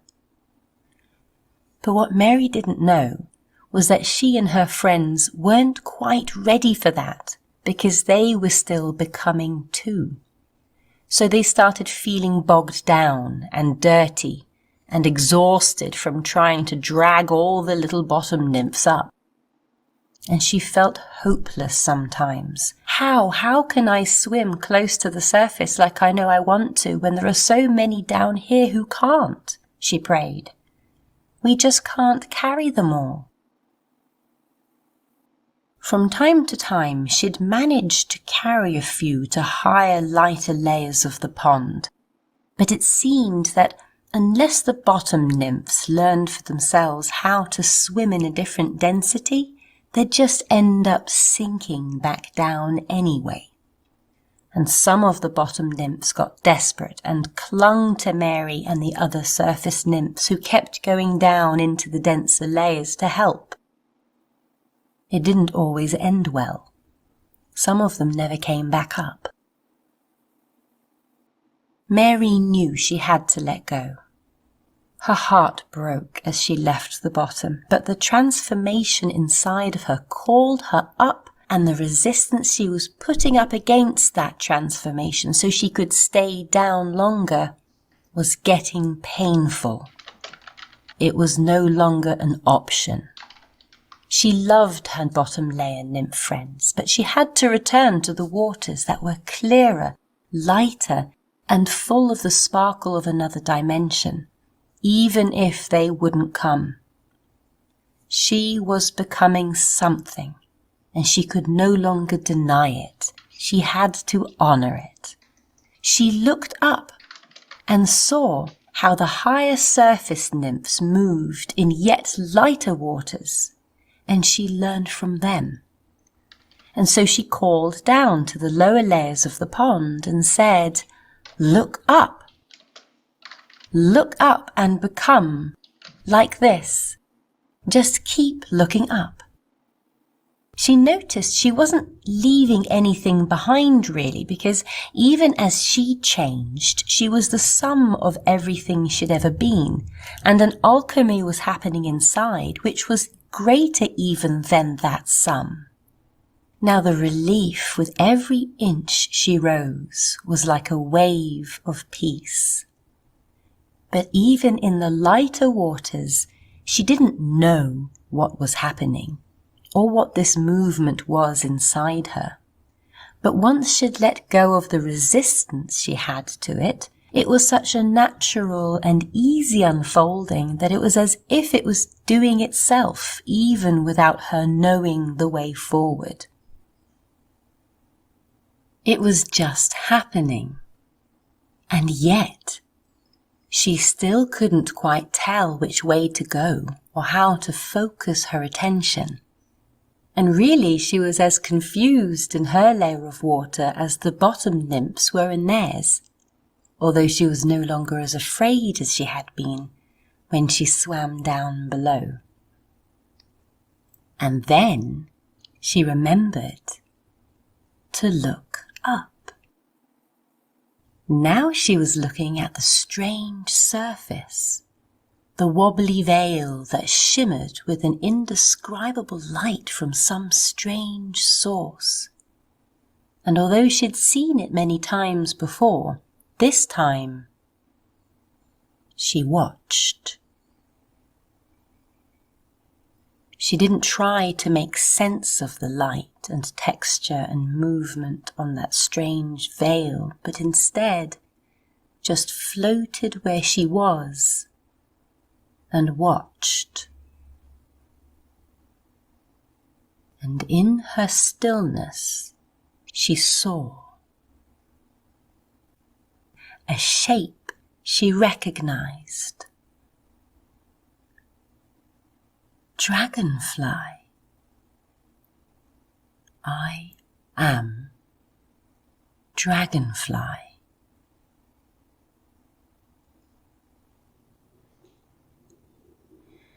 She looked around at the other surface nymphs. Some hadn't seen it. Some knew there was something going on in that veily surface thing, but they weren't quite ready to stop analysing it and comparing themselves to it and trying to think about what it meant and why they were still so different from its image. They weren't quite ready to let the shape come into perfect focus, even outside of the limitations of what they knew. And Mary saw some other nymphs that had recognized the shape. Like her, they knew. She met their eyes, and they knew together. And little by little, the unfolding that was happening anyway revealed what they needed to know in the next moment and the next moment, and in their own time, sometimes together and sometimes in solitude, the little nymphs found their way to the stem of a plant. A flexible and yet strong natural structure that led up and out. When Mary arrived at its solidity, she knew that it was a thing to follow to become what was coming. With gentle and brave steps, she moved through the veil. She shed her skin, the excuvia, and she was a dragonfly. Now Mary knew that she could never go back down to the bottom layers again. But because she had seen that the transformation happens anyway when you allow it, she knew that all she had to do to help the ones who were coming behind her was to be Dragonfly. And they too recognize their greater self in the veil of their consciousness and find a way up. So, this is the most important life mastery for you to embody on your path of enlightenment. Remembering. Remember that you are becoming. Remember that it's safe to allow it. Remember that you must let go. Remember that it's happening for you anyway because it is written in your DNA. Remember to honor your own truth and becoming first, so others can see your demonstration and learn from your way. And remember that you do know the truth, and simply find a strong natural structure to guide your steps, and let your own inner movement do the rest. Remembering is the first of 8 life masteries in the sovereign way of enlightenment, the blade of grass that will lead you through the surface and into the light, where you will be dragonfly.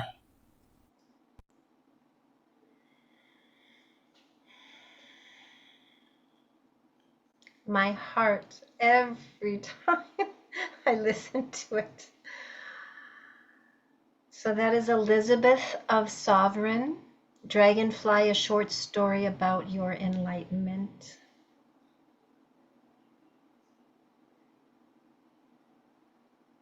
Any feedback?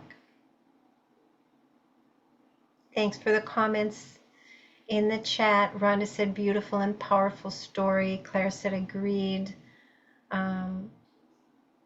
Claire mentioned earlier in here that she loved the story. Yes. It's a gorgeous, beautiful, simple yet profound story of the ascension process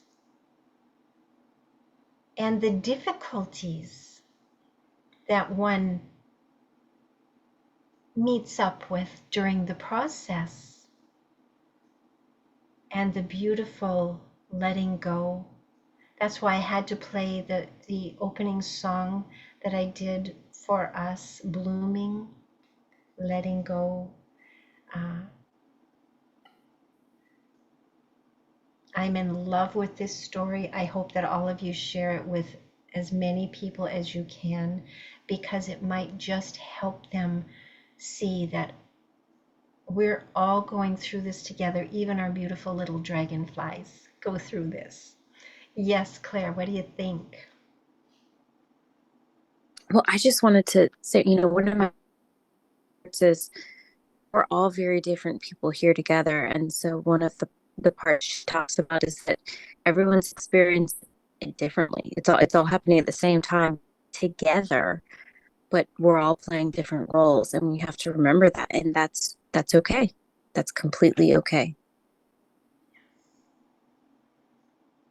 Absolutely. Yes, all the different levels. And as we talk about, we see everything happening at once, but our reality is not that reality or that reality. And so, and the difficulties that are found, in the process are normal and natural and to be expected. And wasn't it beautiful that Mary found that she couldn't go back down? She wanted to go back and help those that were stuck in the muck, but she found that she couldn't. And she was very relieved when she found out. I can relate to Mary. She was very relieved when she found that, oh, they'll all find their way in their time. Yes, Jorge, what do you think? Well, I was really touched because a while back I saw a pic. I don't know if it was a picture or a drawing. It was on Facebook, and it was a picture of a couple.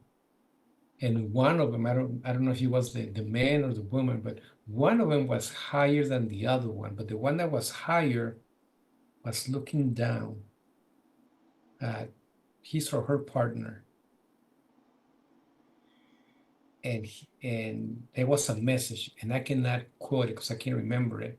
But the essence of the message was this: I have ascended, and I'll wait for you to come up here.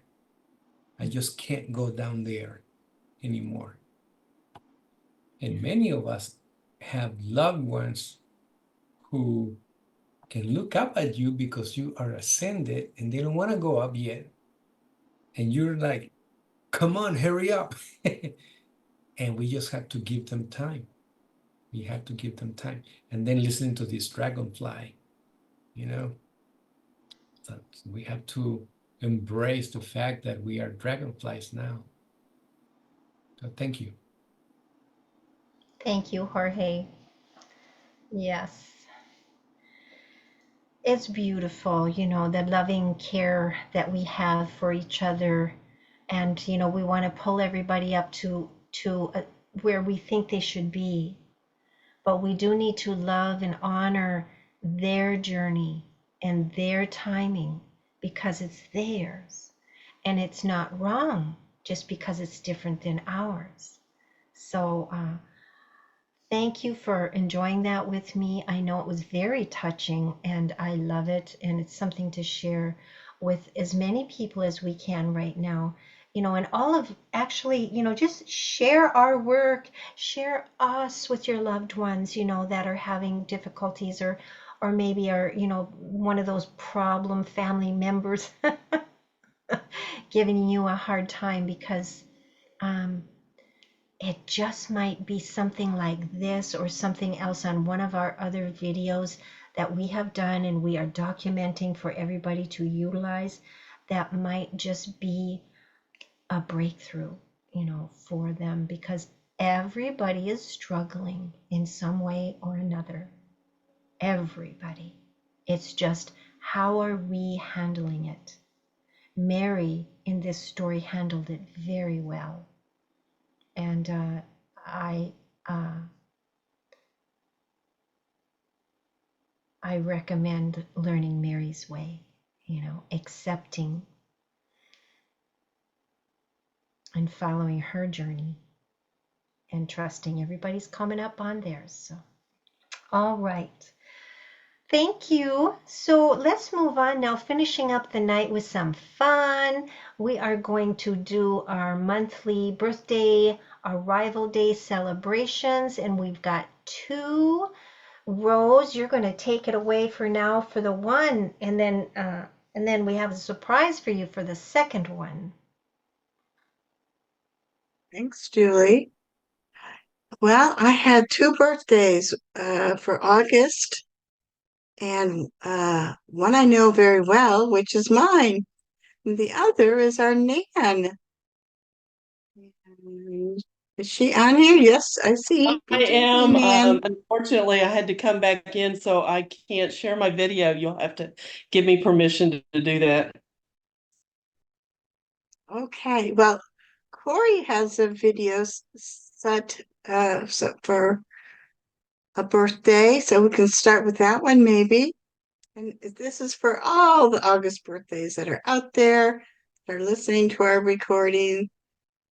May God bless you and keep you this next year.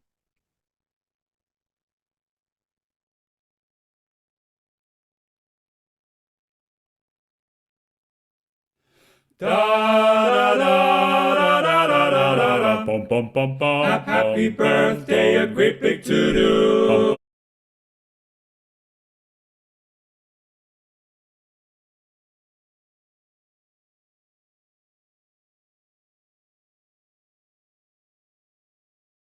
Happy birthday from us to you.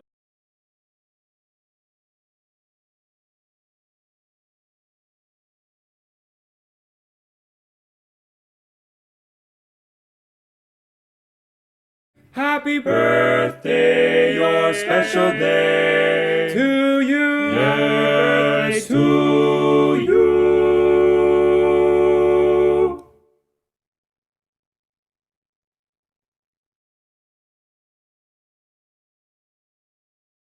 That was great. Julie has a birthday hat. Corey has a birthday hat. That was funny. Thank you, Rose and Corey, for playing that for Nan. Nan, we love you. Happy birthday. Thank you for your service. Thank you very much for all that you do for all of us. And you're so much appreciated. So happy arrival day. Woohoo! All right. So now, Rose, I'm going to take over because we are going to sing together. Corey wanted to sing all on his own, and I said, no, no, no, you have to share the joy. So we're going to sing Happy Birthday to Rose. And you know what? How it's going to come across on the video, you know how Zoom works. It's going to be cutting us out and all of that, but we don't care. So, everybody else, family, if you want to unmute and also sing, we're going to, and then if you have a blower, which I didn't have any party blowers, but hey, I've got a shofar. So I'm just gonna blow my shofar.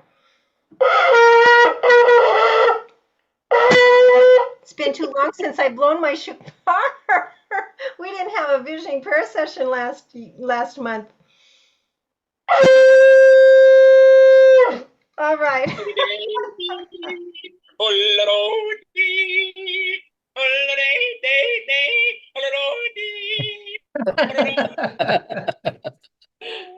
It's a yodeling pickle.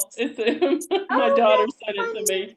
A yodeling pickle. Happy birthday, Rose. Happy birthday. Thank you. Happy birthday, Nan. Thank you for everything. I appreciate y'all celebrating it. Oh, yes, Crazy. absolutely. All right, let's sing happy birthday, everybody. One of us should lead. Can I lead and just try to follow my rhythm so that we don't cut each other out? You know what I'm saying? So let's do our best, but let's have some fun. So 1, 2, 3. Happy birthday to you. Happy Birthday to you. Happy Happy birthday, birthday. Happy Happy birthday to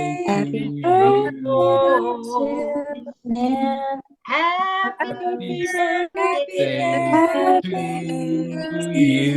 you.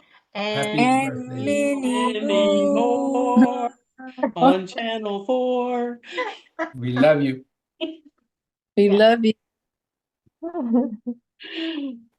Thank you, everybody. I love you too. Oh, so a happy arrival day. Thank you very much, both of you, Nan and Rose, for arriving. This time would not be the same without either one of you. You are very much needed, very much appreciated, and very loved. So thank you so much for all that you do and all that you are. Great, big, beautiful beings. All right. Thank Anything you. else, Love you. Rose? Yes, you're welcome. I'll have a chocolate cake. How about you, Nan? I think I'm going to go get a gluten-free carrot cake from a gluten-free bakery we have here in town. So that's what I'm going to go get. There you go.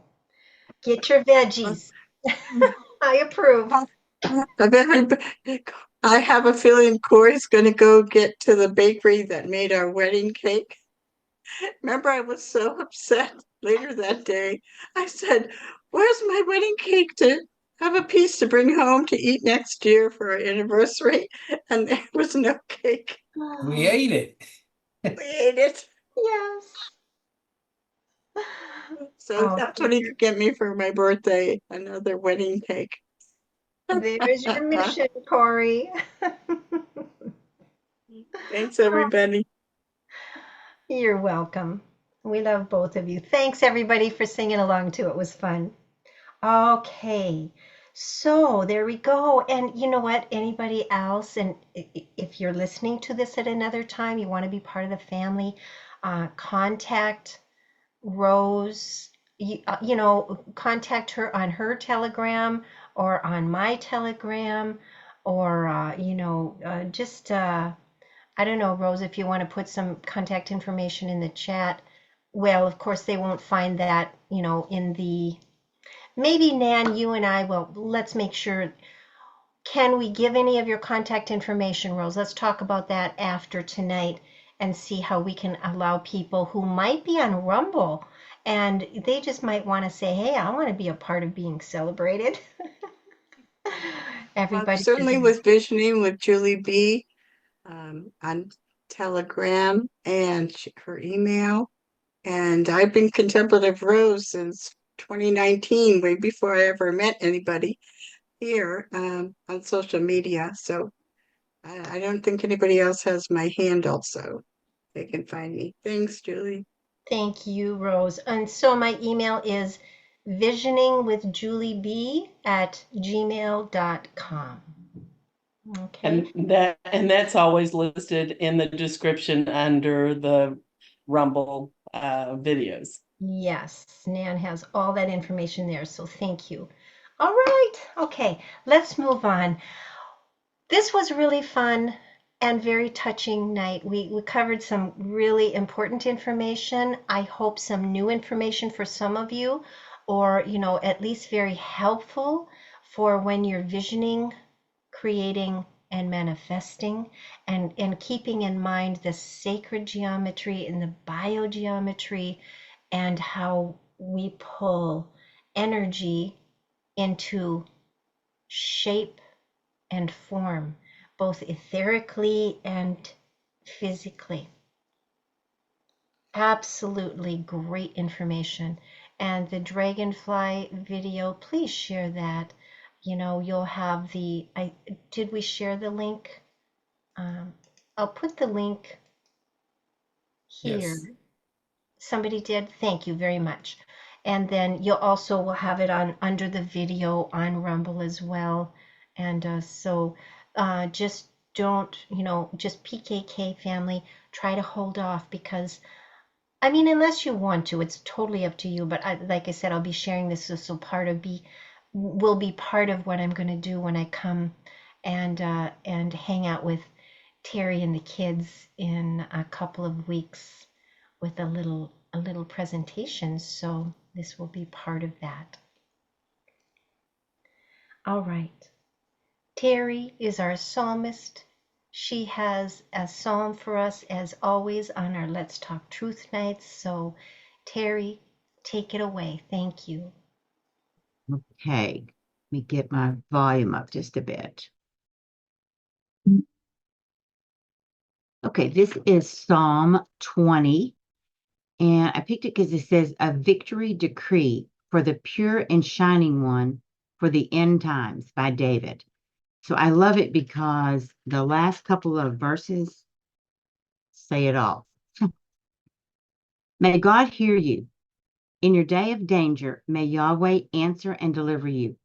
May the name of God of Jacob set you safely on high. May supernatural help be sent from his sanctuary.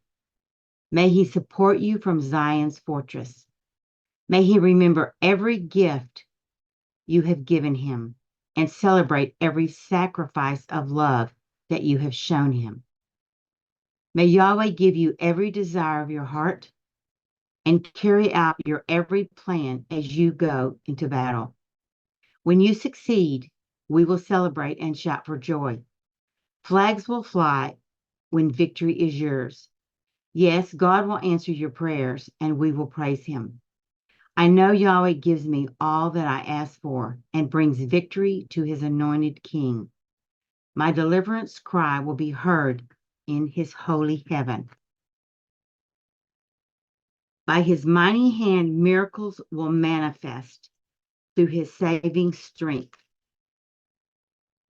Some find their strength in their weapons and wisdom, but my miracle deliverance can never be worn and won by men. Our boast is in Yahweh our God, who makes us strong and gives us victory. Our enemies will not prevail. They will only collapse and perish in defeat when we will rise up full of courage. Give victory to our King, O Yahweh. The day we call on you, give us your answer. Hallelujah. And that's to come. But I thought it was awesome.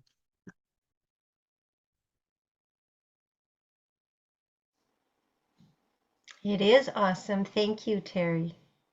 You're welcome. Thank you as always. Thank you, Corey, for sharing Yes. this in Thank chat for Teri. All right, just soak that in.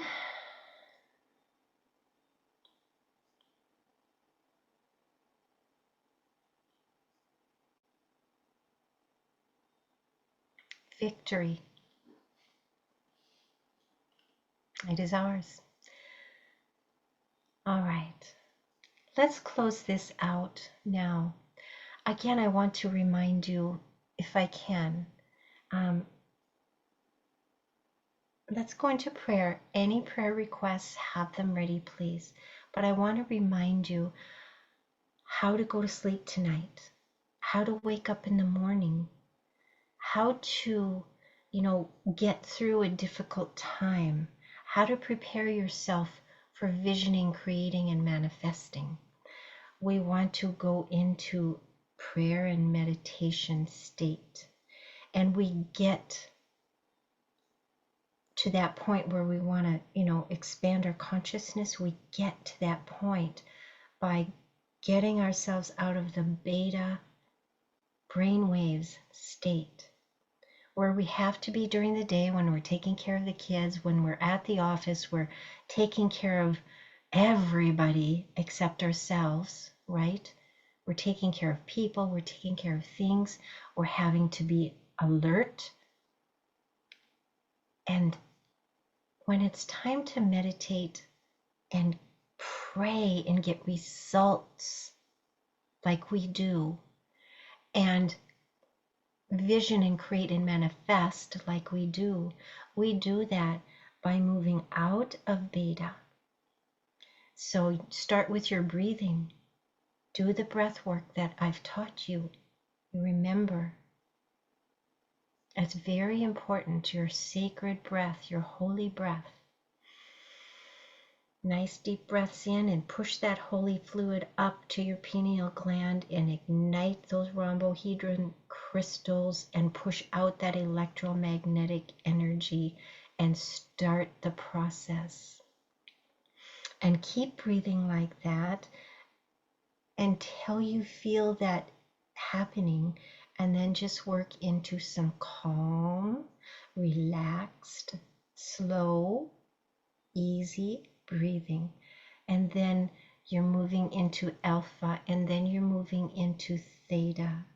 And then when you want to sleep, just drop down into delta, into that nice deep sleep.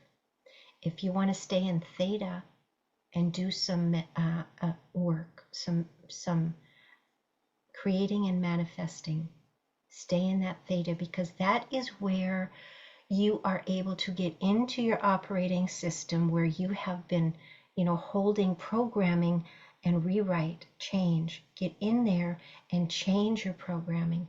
Move out the negative chatter, move out the old programming of fear, anger, all the lies. And you rewrite your story, you rewrite your programs.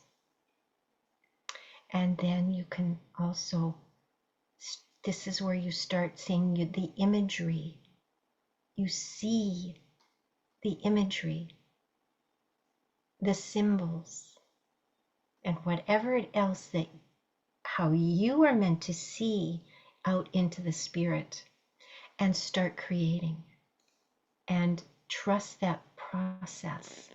And then you speak life into your cells, speak life into every cell in your body, or speak it out to others. Because when others are into, if more people will do this when they go, especially at nighttime, when it's time to just allow everything else to go away and relax, they're in that state where your beautiful imagery and your speaking life and healing out to them, they will be receptive. This is the beautiful time for us to do healing of ourselves and healing of others. And we all need it. And if they don't want it, they won't be receptive. So it's not like you're pushing anything on anybody if they don't want it. So be assured of that. And speak, I want to be healed. And mean it. And then say, I am healed. Move yourself out of I want to be healed. Okay? Speak I am whole. That's bottom line. I am whole. Don't hang on to, I want to be healed from cancer. I want to be healed from poverty. I want to be, I want. So actually, I didn't mean to say, don't say.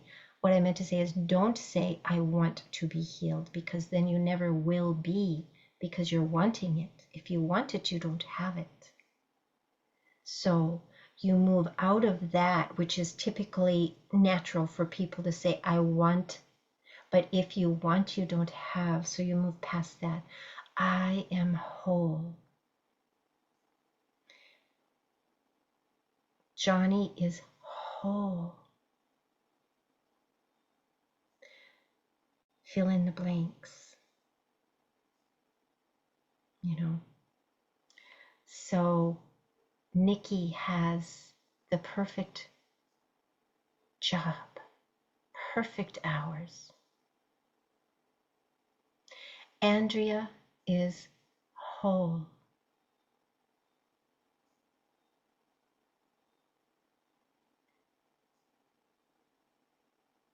CW, I'm just going to say, I know that you're okay with me, so I'm going to say Noveen is rested, restored, at peace. Sherry's heart is calm, peaceful, whole.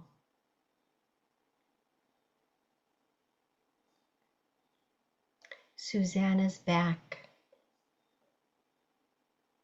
is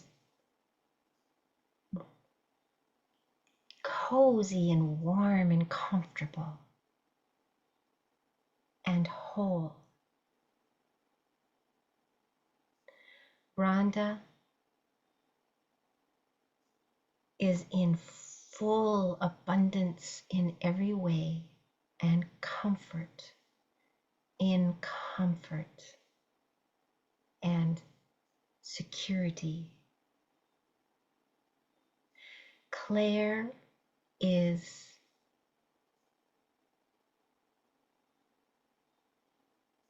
powerful, energetic, supported in every way as she continues to teach and raise her large family, and her homestead is miraculously, practically taking care of itself. It's a miracle.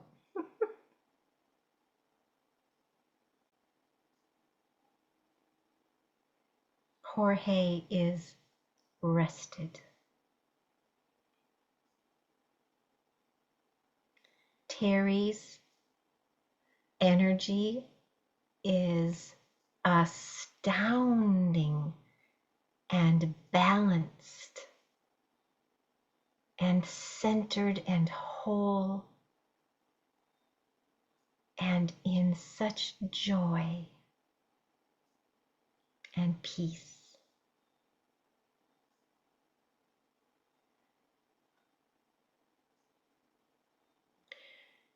Corey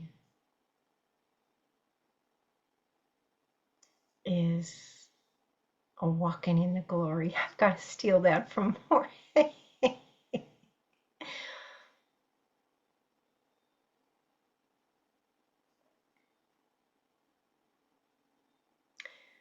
Accomplishing, has accomplished everything that he has set out to do, and feels a sense of, I'm done. I've done it. I'm there. I'm at peace. I've worked hard and I feel good.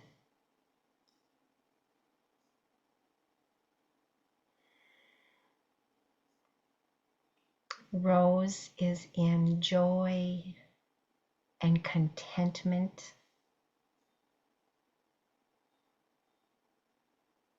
Pure contentment.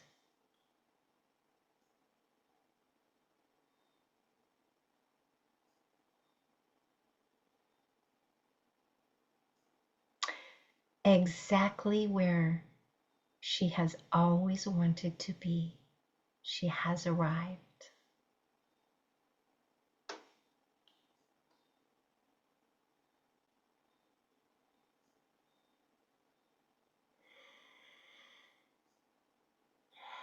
Now, if you'll just breathe that in and say, I receive it, and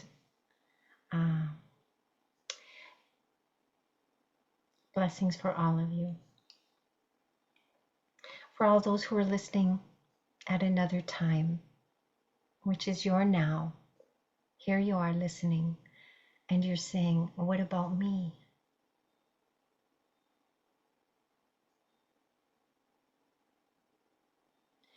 You are in full abundance. You have all that you need. It's right before you. Open your heart and just say, thank you. Have you heard that gratitude opens the divine? Do you know what that means? When you open up from your heart and all the way up, and you open up your crown, that you are completely open to the blessings that are pouring out from the heavenlies. They have been pouring out, but you were closed and not receiving. So just open up and receive and say thank you. And someone who is sad,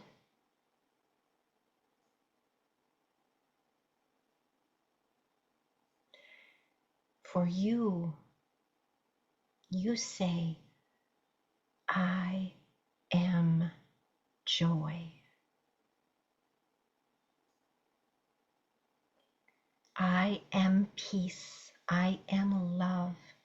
I am kindness. I am gentleness. I am patient. And I have self-control. I am love.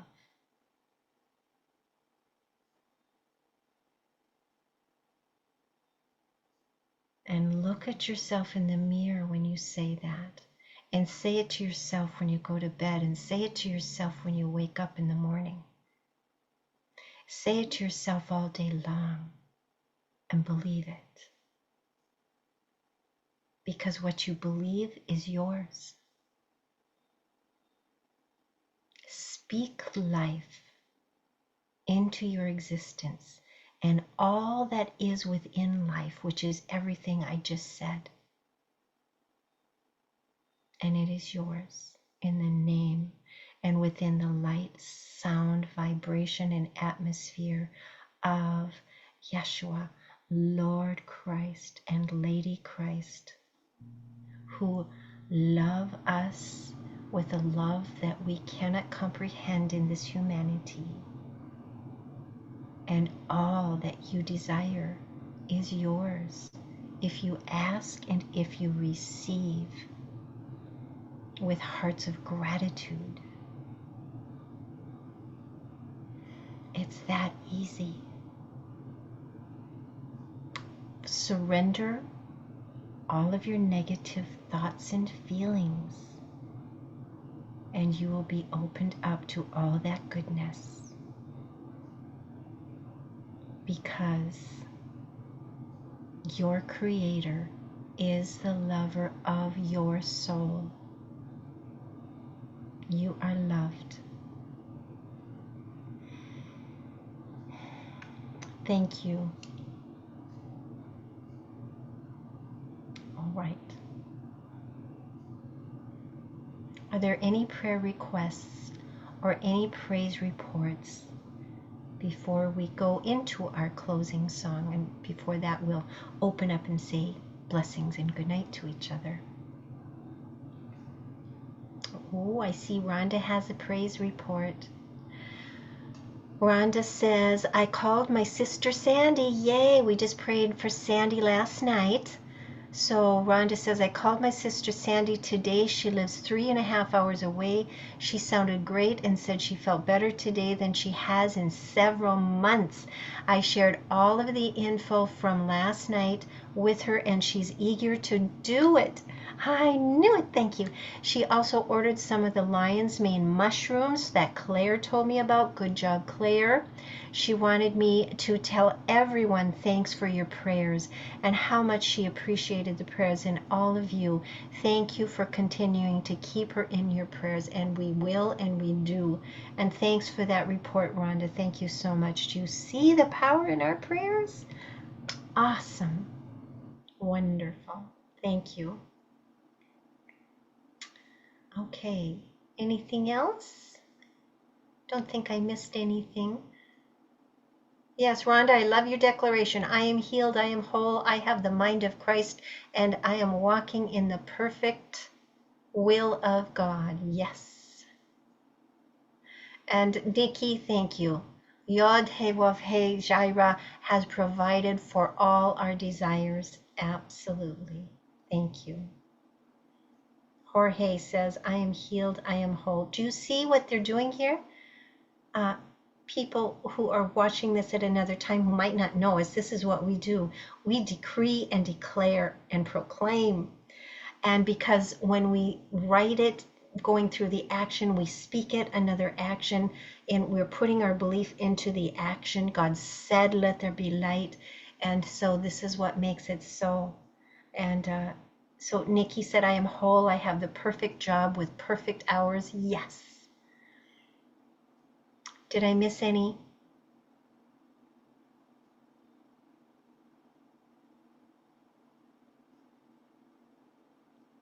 I think I got it.